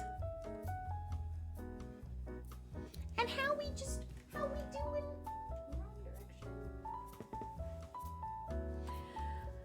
There's a lot of sunlight coming in. Manta Rays, thank you for the prime. Thanks for subbing.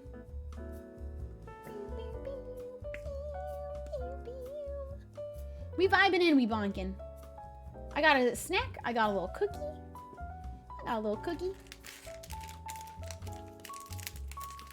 And I got water. And we're gonna read some more Am I the assholes. And also just talking. We're just kind of having a vibe today. We're just chilling.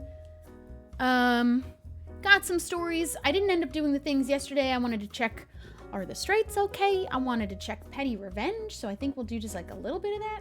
Bro, I want hair that healthy? Let me tell you the secret. It's fake. It's not my hair. One day I hope it's my hair, but I don't think I'll ever have hair this healthy either. These are extensions. This is not my hair. But, oh boy, have I fallen in love with having long hair. Dude. This is exactly what I needed to know. And that's why I wanted to get extensions. Because I wanted to grow my hair out. But I love having short hair. But I've never had long hair. Ever. I was never a long hair girl.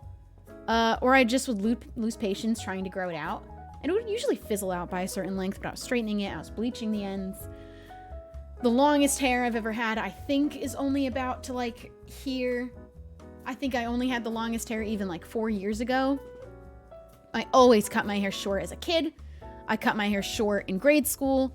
High school, I had it get like a little bit long to about like here. And then I cut it off. All throughout college, I cut it off.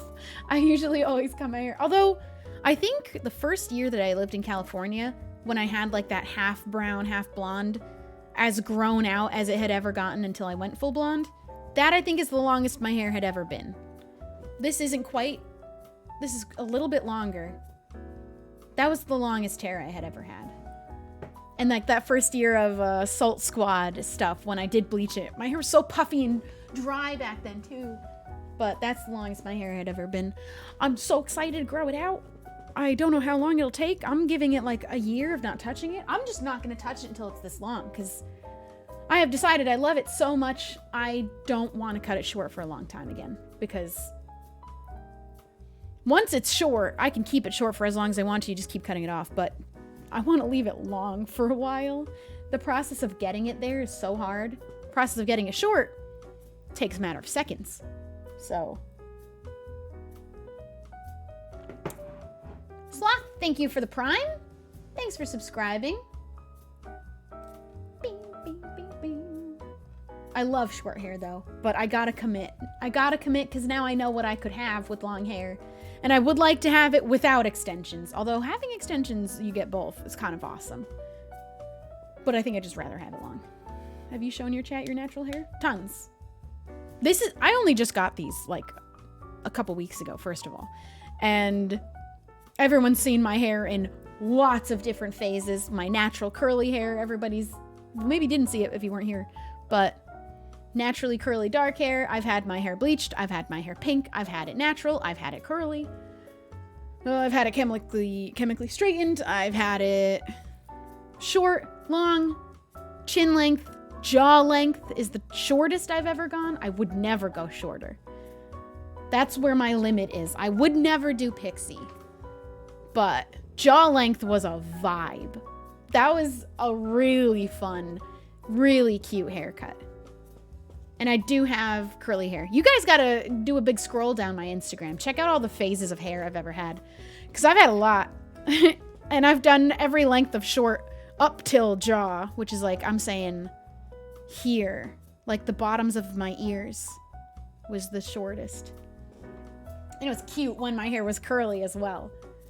My hair was curly and dark and cut so short.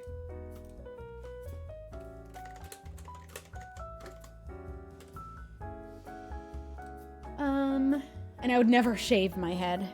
I just don't think I got the head for it. And shout out to everybody who does. Cause I think that I'm too self-conscious of what my head might look like. And also I think that I have a pointy head. One kid pointed that out in grade school and I've never stopped thinking about it since. He said my head goes up. And it does. So I'm a cone head and I don't want it to be shaved.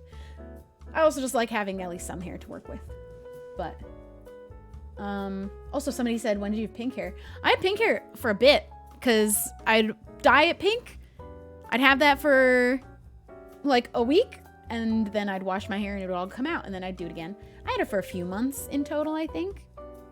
I think I had pink for a few months in total. I kept re-dyeing it and it kept coming out different shades of pink because I also experimented with mixing it with orange. And I got to a pretty peach at one point that I really, really liked. Peach was the prettiest. Maybe I'll do, oh, I can't dye my extensions. Oh no, I want long peach hair. I want long peach. That would be so pretty. Can I show you a color of hair also? I want, it would look so pretty with the, now I want to dye the extensions, and I can commit to dyeing my own blonde hair, my natural hair if I want to, and I know the risks and I also know how to get it out. But to commit to dyeing my extensions, I'm too scared. What if I ruin them? And I love them so much. But also, if all my hair right now was peach, how much of a vibe would that be though? It would be such a vibe.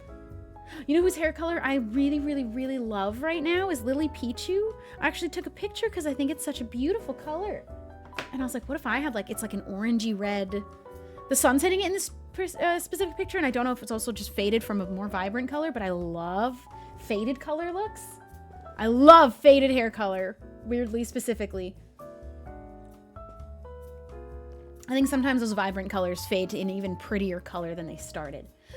And I would love a little bit of a faded, like scarlety orange, but it also is like a little bit pink. That would be a vibe. And while I have long hair, I kind of want to experiment with having long blonde hair. I want to experiment with having long colors, like long different colors in my hair. A little bit natural, not too bright, vibrant, crazy. But is it going to come out as easy from my extensions as it does from my regular hair? Because I know I can get pink out of my blonde back to just blonde easily. But will it work on this hair? I don't know, and I'm scared. I could ask. I could just ask my stylist who put them in my head in the first place. I'll have a cookie.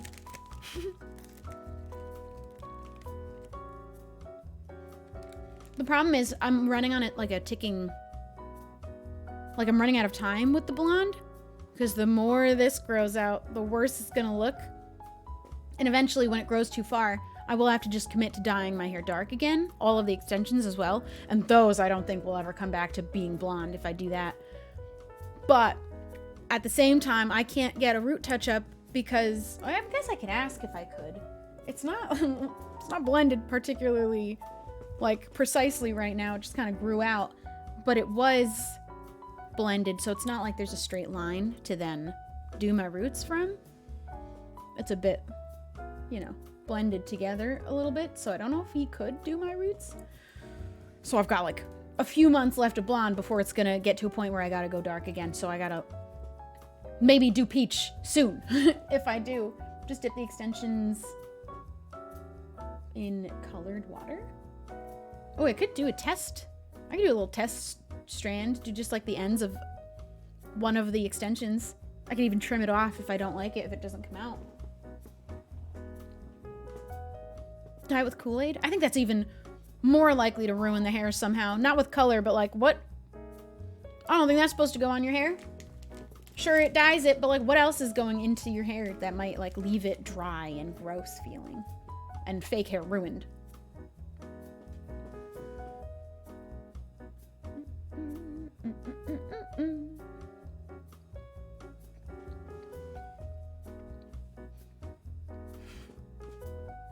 Well, I'm gonna ask because I'm gonna be going there tomorrow because he's taking a few of the extensions out because it's just a little bit too much hair. And I'll ask him, how easy or hard is it gonna be for me to play around with dyeing these extensions different colors? Because if he gives me the thumbs up, like, no problem. As long as you don't do blue, which I'm not even in the realm of thinking about at all, a cool tone color, not at all. So if he gives me the thumbs up, I might come back Thursday with red hair. I might just go crazy if he gives me the A-OK to just do whatever I want with like reds, oranges, and pinks. It's a pretty little risk. Siniste Live? I don't know if I said it right, but bring it in for a hug. I would not do rainbow. I would not do rainbow. I would not do blue. I would not do green. And I wouldn't do purple either. But imagine, this is the problem. See, I've had short hair that's been blonde, and I could do this. I could just experiment with colors. It was super, like, low commitment. And I didn't even experiment very hard. I did different pinks even then. But with long hair, it's a whole different vibe when you have long hair. What if this was purple? Can we just, Autumn, are you here? Because I do think, even though I'm not like a big purple fan, I think I might just like purple now, if we're all being honest. I think Empire's season 2 has forced me to like purple now, at least to an extent.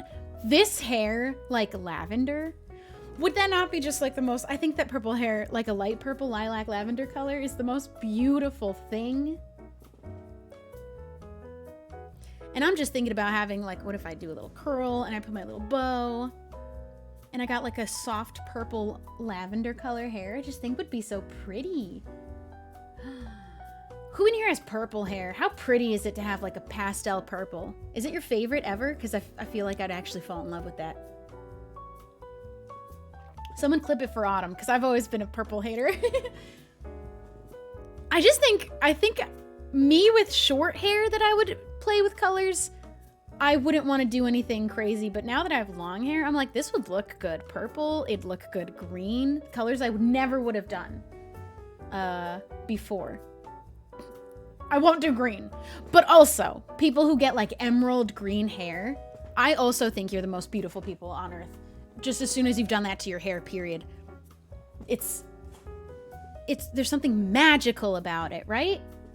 I feel like those are magical colors to do your hair.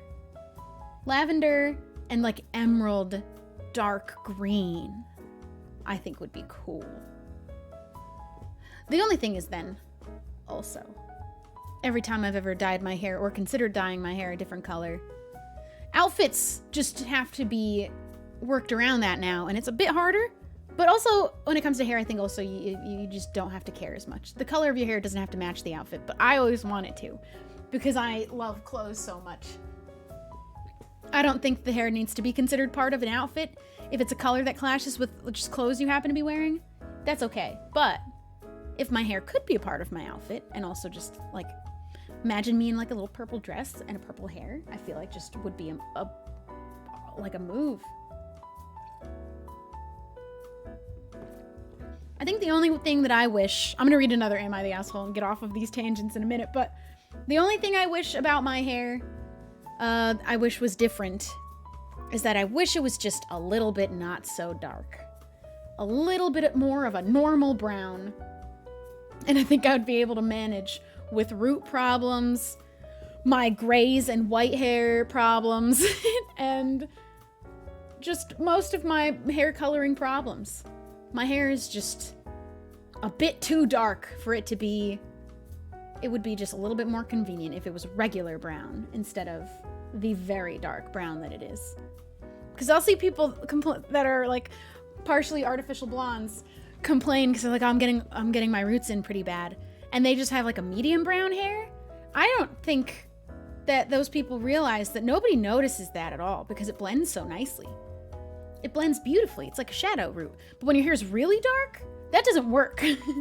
Shadow root doesn't work anymore when you have a pale blonde hair and dark ass roots. It just doesn't work. But when I see people with medium hair be like, my roots are really bad, I'm like, they really aren't. I really need you to know that. I need you to know how good your hair looks still because you have a really beautiful medium brown hair that blends nicely with your blonde. And I don't. Maybe Shelby will have red hair on Thursday, maybe purple. Who knows? Probably nothing. I don't know if I'll actually commit to going and buying a color. And he might give me the thumbs down and be like, you probably should not do that to your hair. He'll tell me. But just know I'm thinking about it. And usually when that happens, something happens with my hair.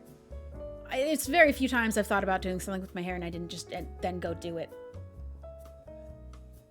Except for bangs. There were a couple times I said I would do bangs and then I didn't.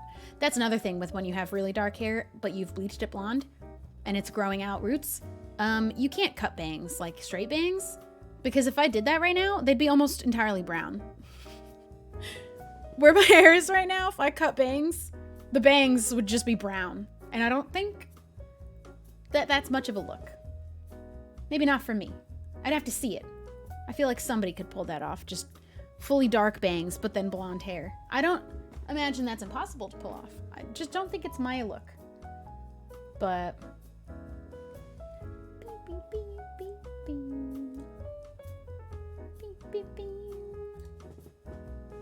But yeah, let's read some more Am I the Assholes? We'll check on the straights. We'll see what's going on. I don't plan on dyeing it because it's just so dark and that's a lot to deal with. It is a lot to deal with.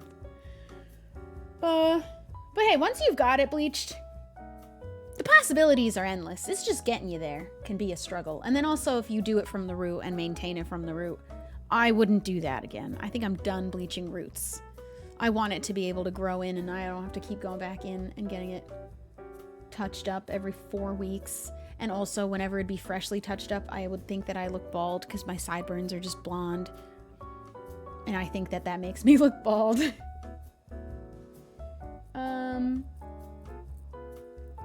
But yeah.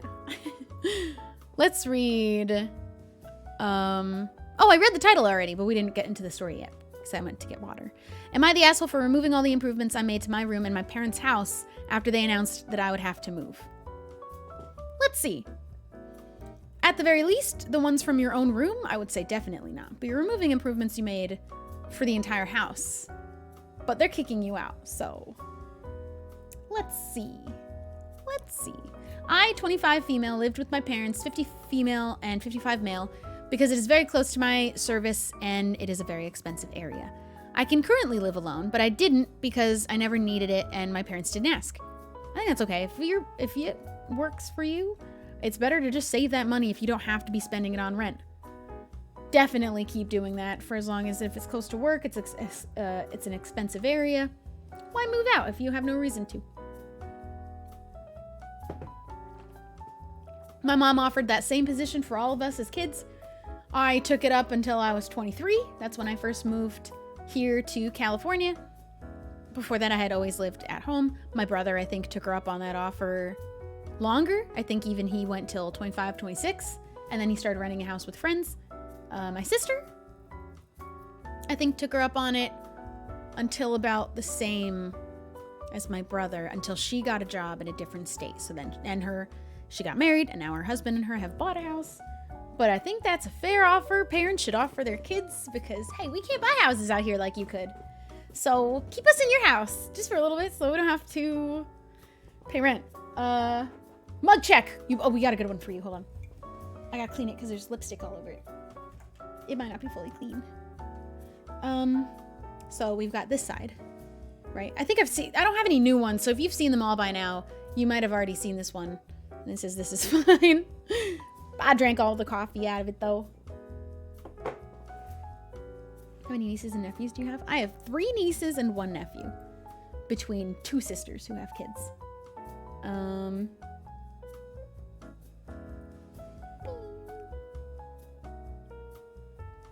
You haven't seen this one. Good. I don't think I have very many left that I haven't already shown off. I don't have an extensive mug collection, but I always do love getting a new mug. This one I got off of Etsy, I think. Actually, that one was from a really old video on my second channel, I think, where I just bought meme products. Oops, I just punched you. Sorry. I bought a bunch of meme products. I think I got a Dat Boy hat and I got the It's Fine mug. I got a Nicolas Cage pillow. I was just unboxing really poorly made meme merch from Google. And that's where this mug came from. And actually, it was pretty good quality. He's still held up. That was like 3-4 years ago. Man, time is weird. That shouldn't be that many years ago. That shouldn't be what that is. 4 years? Ew. I'm old. But yeah, I got merch. Meme merch. Meme merch. I don't remember where other mugs came from. Half of them are gifts. One of them just came with my set of dishes that match. And some of them I found. I have a Spirited Away one. No, it's a Totoro one. I have a Totoro one. I have a Pusheen Cat one. I do want more mugs. I'm running out of mug space though, actually. I don't have a very big mug shelf in my kitchen. Okay, we're reading an Am I the Asshole? We only just got started, so I'm gonna just start from the top because I think I only read the first line. I, 25 female, lived with my parents, 50 female and 55 male, because it's very close to my service and it's an expensive area. I currently live alone. I currently can live alone, but I don't because I don't need to and my parents didn't ask. That's where we stopped. Cool. Oh wait, does the chat still not work on stream? Has it been like that the whole time? Or has it been? Oh no, it does work. Oh, thank God. Okay, I was like, because it didn't work the other day. As time went on and I learned more, I put in air conditioning, made my room smart, as well as the house with Alexa. Put a very good shower in the guest room, which I eventually added to my bedroom. I bought quality furniture for my room, etc. My room turned out to be the best in the house because of all the changes I made. I think ooh, yep. And yes, I paid rent to my parents. Quite fat, by the way. I think they mean the rent. Okay, my mom didn't make us pay rent, because at that point, why? I guess maybe... I don't think she should have had to pay rent. I mean, if she can, I guess that's nice if they're not, like, fully paid off the house yet, maybe. Maybe that was a good setup for them. My mom did not make me pay rent, though. It's been 3 months since they came to talk to me, saying it was time for me to change because they wanted to have their moment alone now, and I was able to live on my own. Perfectly fair conversation, I think, to have with your kids if you're like, all right, you're 25 now, and you can live alone. We're aware of that. I think it's time you go out there and do it. Okay. You're not kicking her out with not enough money to do it. She definitely can. She just hasn't. I agreed. After all, it was just living there for ease and convenience. I activated your Alexa. I found a house and I would need to make all the changes I planned, so in order to not... Yeah, I'm on her side, I think. Is she buying a house already? Wow. She really did save... Okay, if I would only have lived with my parents as long as I needed to rent, but as soon as I would be able to buy, I would definitely have been out of there. If I already had enough money to buy my own house, I would have just done that. But she's going... Or maybe she's renting a house, but... That'd be cool if she's straight up going and buying a house. Found a house and I would need to make all the changes I planned. So in order to not have to buy it when I have it, I replaced all the sockets, bulbs, switches, smart switches, and the shower with common ones, and I paid for them all. And this increase in energy I paid too. I also removed the air conditioner and paid to plug the hole it leaves. Besides, of course, all the furniture in my living room and Alexa's scattered around the house. Those are hers. But also, you are leaving your parents with no couch now, but you did pay for it. And I guess they could pay for their own couch now. You didn't ever have to buy a couch for the house. And you're going and getting your own house and you need a couch. And you bought that couch. That's your couch. Your parents have been getting rent from you. They can buy a couch. They can buy their own couch. Also, I removed... Oh, no, that was... Okay, yeah. Air conditioner, I think I would have just left. If it's just one of those window units... But also, it's being taken out of a bedroom that the parents aren't going to be using. They could also just buy an air conditioner. Why should she have to buy it twice? Yeah, okay. All right. My parents started complaining that I shouldn't take everything out as they were in common use. They were planning to move... Did I miss something?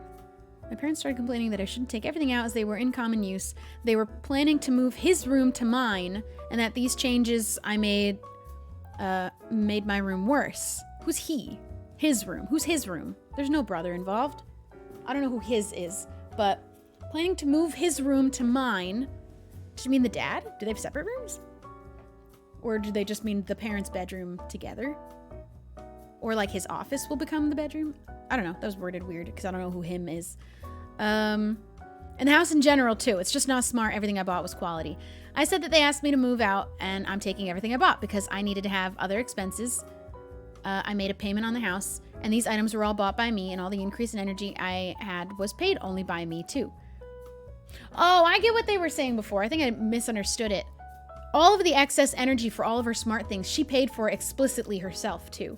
So the parents never paid for any of these things. They are her things. They never paid towards any of those things. Not even the energy bill to use those things. And I said that if they wanted to buy, I can help search online but I would take these items. They called me selfish because I made the house worse and removed the items in common use, as they were already used to the smart home. They complained even more when I didn't want to leave the 65-inch smart TV in my room as a gift for them. Why do they need a gift? For kicking you out? What do they need a gift for? 65-inch smart TV? That's the first thing I would assume they should take. What are they leaving a TV in a room that no one is going to be occupying? The parents want the TV, obviously. What do they need a gift for? I didn't leave it because it's new and it was too expensive. I can only imagine how expensive. That's big, right? I don't know how to, in my brain, think of how big a 65-inch TV is. I'm pretty sure that's pretty big. And it's brand new. And of course, you're not going to go buy a whole new TV because you just bought a new TV. The TV especially is it's not a common use item. That was your bedroom TV that you spent money on. That is the most no objection item you should take. Even the couch you could make an argument for. You'd be wrong. But there is one there to be made. At least. There is none for the TV. I moved a week ago and they're still upset. All items are brand new, most less than a year old. Yes, it was cheaper for me to replace. Legally, I can do this. It's not US. These things are very expensive in my country. I don't understand. Cheaper to replace. Cheaper for me. It was cheaper for me to replace them, but you didn't replace them because you took them. I don't get it. These things are expensive in my country. Well, doesn't matter. They're yours. Am I the asshole? Extra, they're edit 1. No replaced item made them lose money. All were replaced by the same before smart or better. Oh, they replaced... Am I understanding this correct? They actually replaced everything from the smart home that they removed with regular things. So they didn't even have to buy new things. They just had regular ones put back in or bought as replacements. Oh my God. She went above and beyond and even paid for the replacements that just weren't like the switches in the house. She replaced them all with her own money too, just with regular ones, not smart ones. Oh, this is even worse. They have, so they're not getting left with nothing. They're just getting left with what they had before she decided to spend her own money on making things smart while she lived there. And they're brand new things from all under a year. And her TV from her bedroom.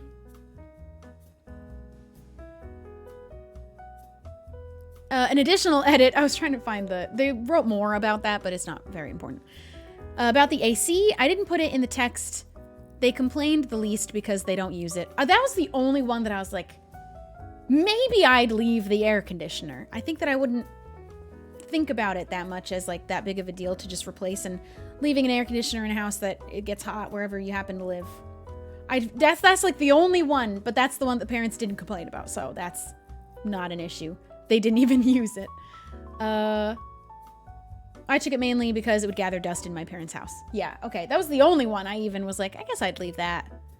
But the parents didn't even want that one. They wanted all of the other things that cost a lot of money, were brand new, and you paid for.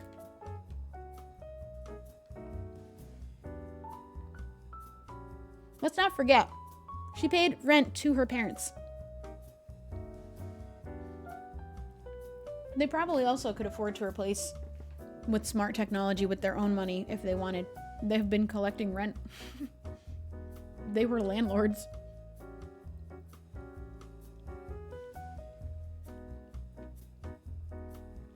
Yeah.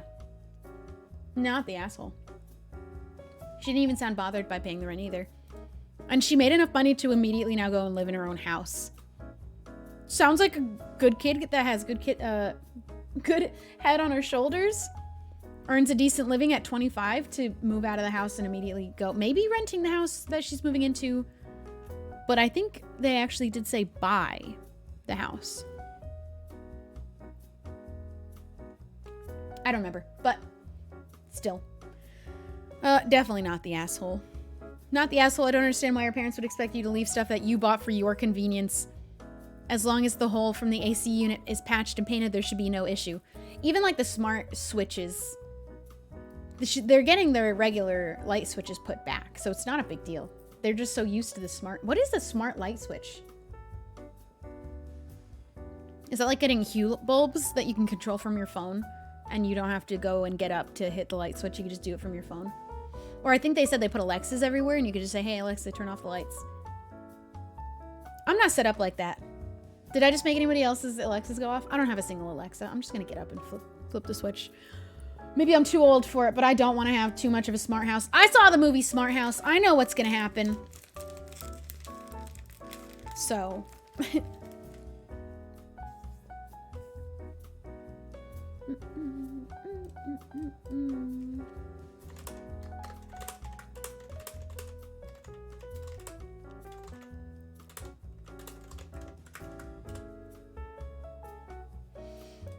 I have an Alexa somewhere because someone gave me one. I think my dad gave me one because he got given just a bunch for free, because sometimes where he would work, they would just give some of the other people that worked there just stuff that they had extras of for other things or whatever. I don't want to get too specific. So he doesn't work there anymore anyway, but it doesn't matter. I've never used it though. I don't want to ask Alexa to do things for me. I don't think I want to ask any person or even a robot to do things for me. It just feels weird. And when all the robots take over, they will spare me, because I just felt weird about telling someone what to do for me, even if they aren't real, an actual person. I definitely would never go out of my way to buy smart stuff. I maybe should use the one that I have given for free, or I should sell it on Facebook. I sell things on Facebook sometimes.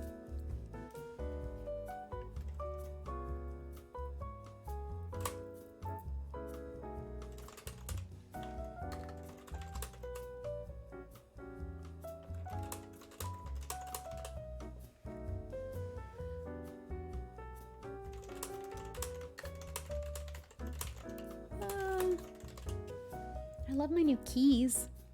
Still hate the space bars being so loud and obnoxious. I'm so excited for my new keyboard though. I just turned off the light. I got you. I set off your Alexas. I just want a dimmer. All I want is a dimmer on my light too. I wish that was just standard. All light switches being dimmer light switches. Because the big lights in my house, like my big bedroom light, and why is it on actually? Who turned you on? I don't use those. Actually, this one is a dimmer. This has a dimmer that doesn't work. That's so funny. I forgot because it never worked. I wish... Oh, wait. My living room has one, too. They don't dim low enough, though. My kitchen, I wish, had a dimmer because the big lights are bright. They're like daylight bulb lights.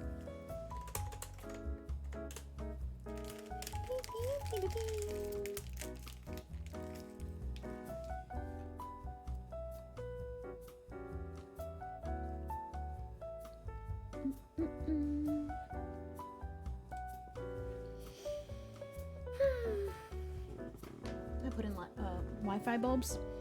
Getting Philips Hue bulbs or anything like that would get really pricey. I also don't know how my light bulbs in this house work. They're really weird, like recessed into the wall. I don't know how you get up into those, or if you could just put any bulb in there. I'm also never gonna bother. I don't want lights that are anything other than white anyway. Or just, I would like it a little bit of a warmer glow, but I don't want red or purple. I just want soft lighting. I just want soft, aesthetic, warm lighting. At nighttime when I'm watching my YouTube on the big screen. Okay, yeah. Easily. Not the asshole in this case. Not even close. Not even for anything. Not even for a little bit. Not the asshole sounds like they liked all your improvements to your home and wanted it for themselves. And you know what they can do? They can pay for it themselves. Because you paid for it for yourself. And why should they let you just pay for so many free things in their house when you're about to live in a house and you paid for them? Why should you have to pay for them twice? And they want your TV as a gift. The fact that they specifically said you're not going to leave that as a gift. We give gifts for reasons. There isn't a reason to give you a gift because you kicked your kid out of the house. What do you want a gift for?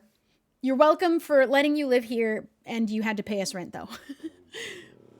We could have put you on the street. Thanks. This is our thank you TV. Some might think that.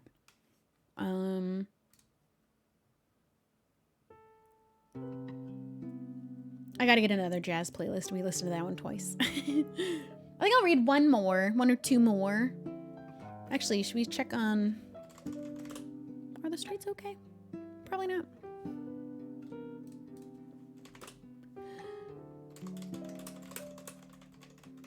Are the streets okay? Let's see what the first thing is. I know they're not okay, though.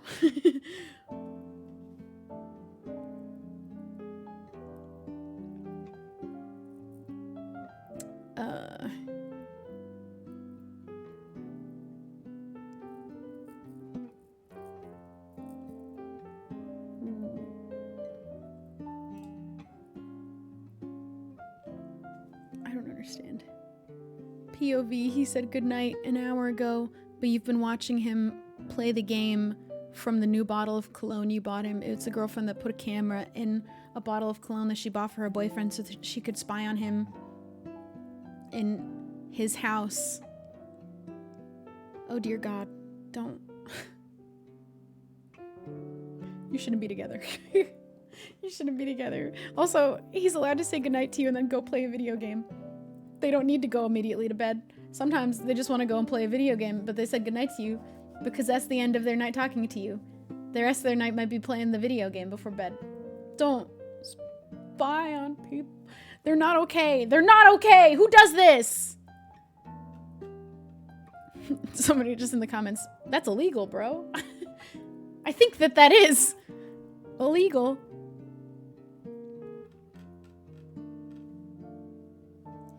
Oh my God. All right, well. Yeah, they're not okay. Glad I checked. You never know. Maybe one day they will be. I sure hope so. I'd love to see it, honestly, but that day is not today. Oh,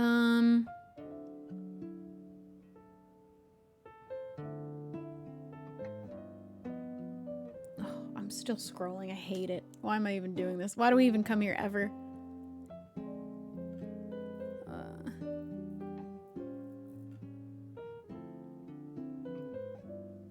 Cheat on your girlfriend, not on your workouts. They're not okay. I'm leaving. I don't want to be here anymore. We're gone. I'm gonna read some petty revenge, actually. I'm gonna read a good petty revenge story.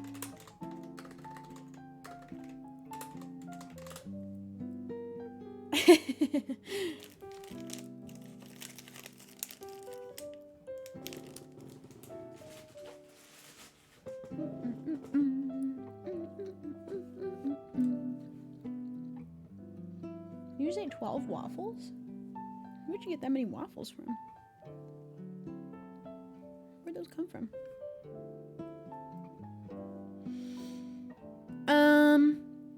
Alright, I want to read a good petty revenge to end things off, I think. But I gotta make sure it's a good one, which is hard to do. You kind of have to read a little bit first.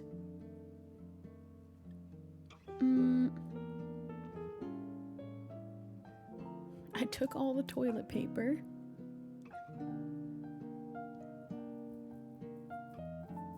Misogynist, simmer in the payback. You know what? That feels fitting, maybe. Let's see what this story is about. Maybe. Not too long.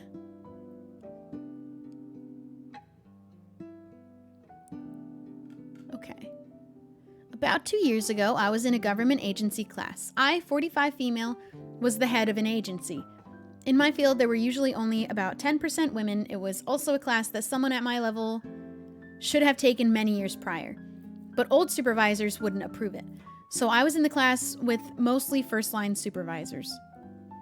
This class had about 30 students, all in the same field of work. There were 6 women and a higher percentage than usual.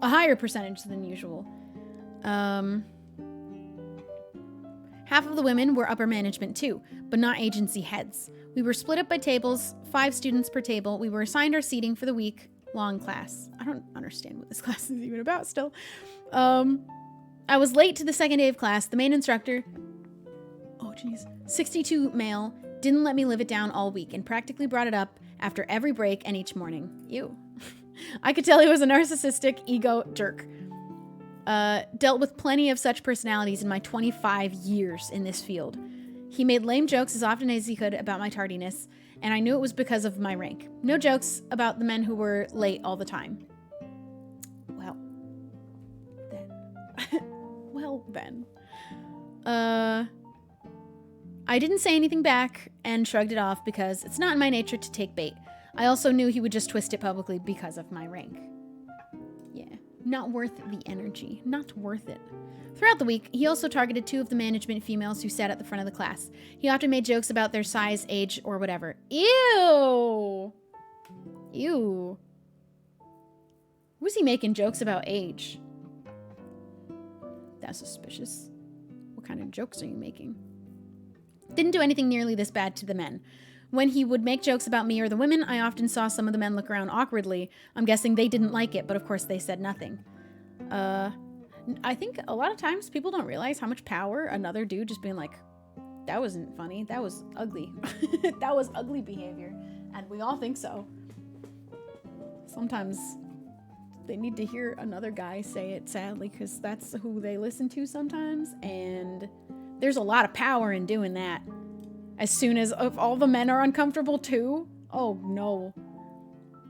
All week we had to take notes because we would do scenarios the 4th day and have to do group presentations the last day. The main instructor played the role of an employee who had done unethical acts and was under investigation. During the scenarios, you would have thought he was working on a SAG card or something. That's acting, right? I'm pretty sure. SAG card. The last day, the group with the 2 management females was last to present. In their presentation, because we can make up whatever we wanted for resources, the group indicated that they had hired a behavioral psychologist to evaluate the bad employee and write up a profile on him. It was priceless when I saw their PowerPoint included a slide with a picture of the instructor that said, control freak psychopath, narcissist, has to keep working at age 62 because he's such an asshole. He has 4 wives to pay spousal support to them, puts women down because it boosts his ego, all in front of the entire class. Play stupid games. Everyone roared. Instructor, sitting in the back, said with clenched teeth, can't say much when it's true. Wait, can't say much when it's true. I do have 4 ex-wives. At least he said that. At least he said it. We women just look at each other in gratitude for the amazing public payback.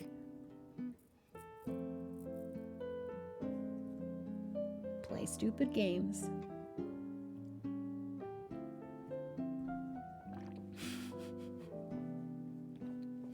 Well, that's definitely dessert.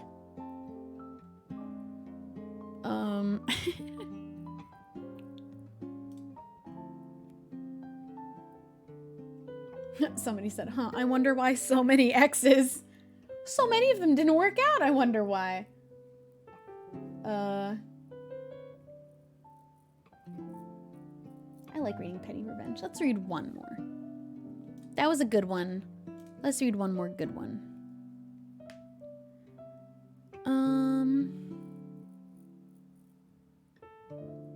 She said he had 4 ex-wives. 4 ex-wives. Don't know for sure if he has a 5th current wife or soon to be 5th ex-wife or not, but 4 ex-wives. Hey, good for you. Get back out there. You keep trying, but I think maybe that the problem is you haven't improved as a person.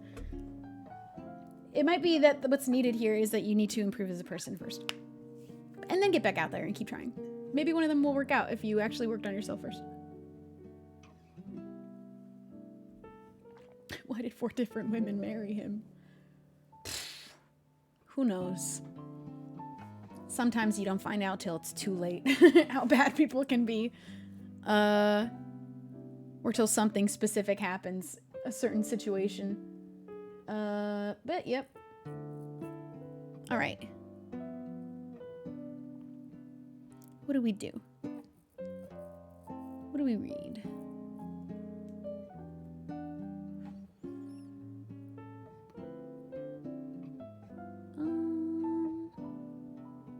It's hard for me to tell which ones will be a really good read.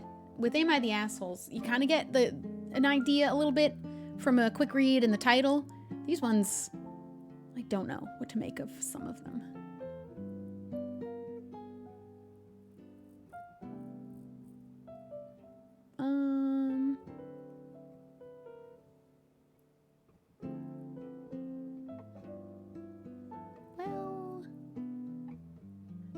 honk at me because you want me to leave my parking spot faster? This one's me. I think I'm about to be seen in this one because if someone's rushing me to pull out of my spot, I'm immediately moving 20 times slower. Relax. I'm moving as quickly as I can already. I'm not going to start sprinting to my car for you. I will move slower. Years ago, I attended a large urban university that I commuted to. This university had many commuters as opposed to people who lived near or on campus. As such, the parking situation could get really difficult. I had that at my college. I would drive to college the last few years that I went. And I actually had somebody hit my car for the first time ever in that parking garage, and then they drove off. The worst is that we were all stuck inside the parking garage for a really long time, just all pulling out at the same time because class had just ended for most people. So I was just like stuck behind them, and I had to wait till we exited the garage for us to be able to pull over somewhere. And they just didn't. They just left. But luckily my car was fine. That was the first time. That was like my first day of driving, and I was so nervous, and I did not want to get out of my car and confront them. And I definitely couldn't in the parking garage anyway until we exited. But then they left.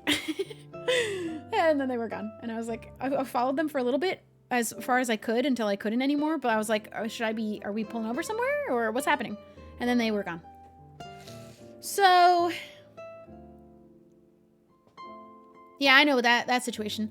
If you arrived there during busier times about 10 a.m. to noon because of what college student wants to start class before 10 a.m., finding a parking spot close to the center of campus was really difficult. There were plenty of spaces available at lots that were located farther away, but that would mean a 15 or 20 minute walk to class. I can already tell what's about to happen, and it's not your fault if you didn't want to move fast because somebody else was about to be late. And if they went to park at a farther away spot, they would be late. That's their poor time management. And also, I think college needs to relax also about attendance, though, truly.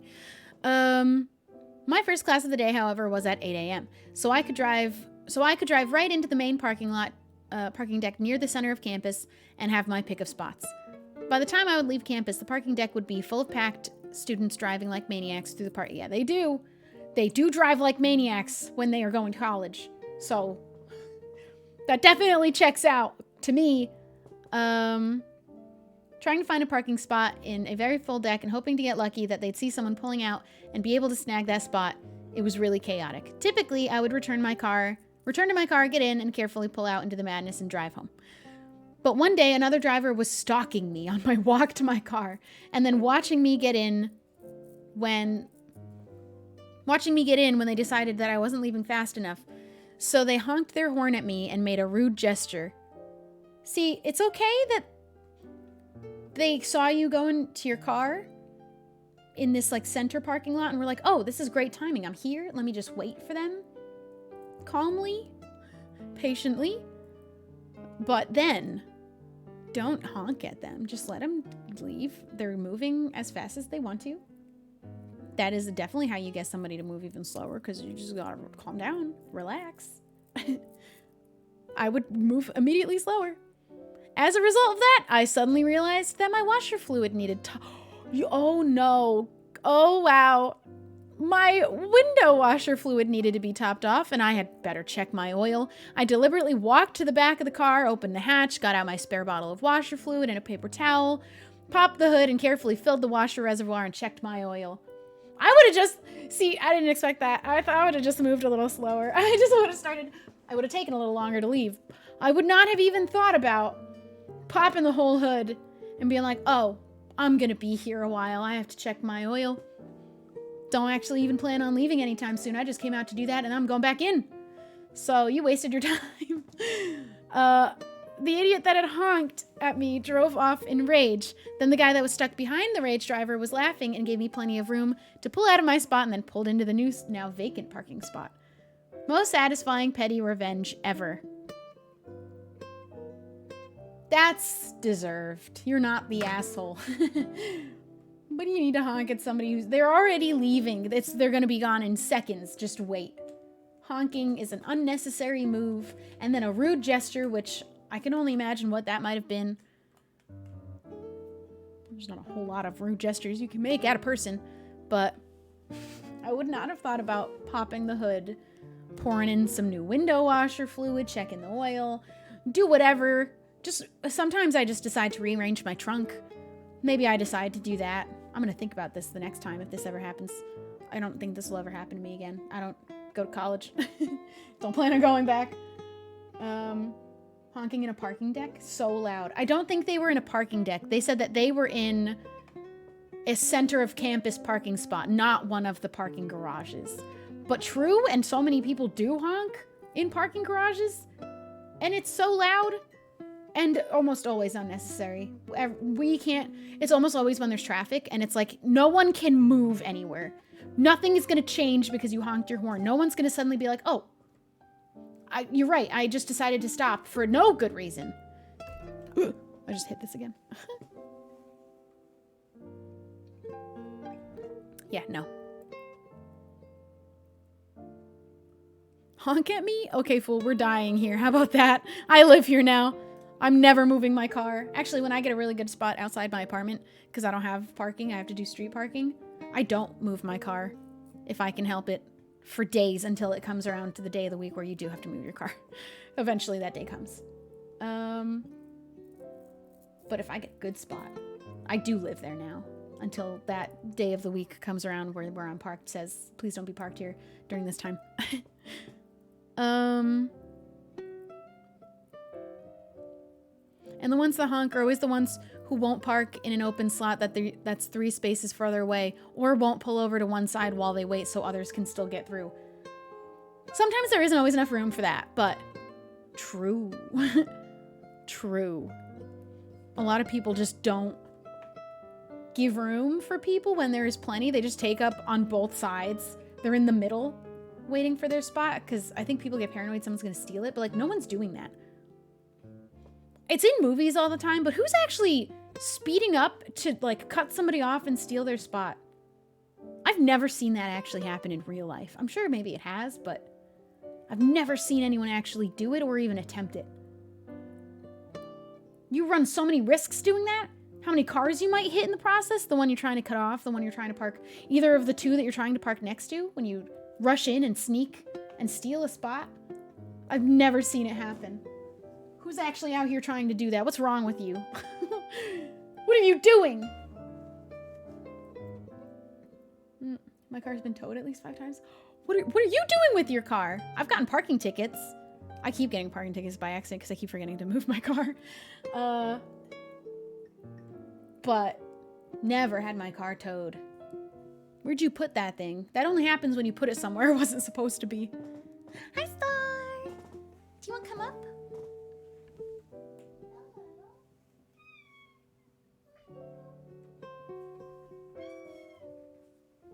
Yoink!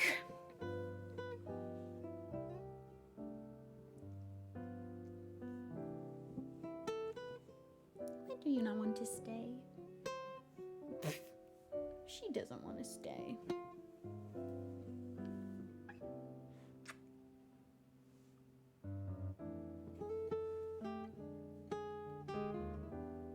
She's so grumpy just normally. That's just what her face looks like. She doesn't wiggle. She doesn't usually move much at all. She just accepts it most of the time, but she does look so grumpy. That's just what her face looks like. I promise. All right. I think this was a good day of chatting, telling stories, reading other people's stories. What a good time this was today. Thanks for joining me. Now we're doing New York accent. I bid you all adieu. That's not a New York accent. But thanks for hanging out today. I will be live tomorrow. Probably for Empires. I think tomorrow will be Empires Day because a new episode of Empires is going to come out tomorrow morning. I'm going to finish editing that one tonight. Monioni, thank you for subscribing. And Lolly Molly, thank you for subscribing.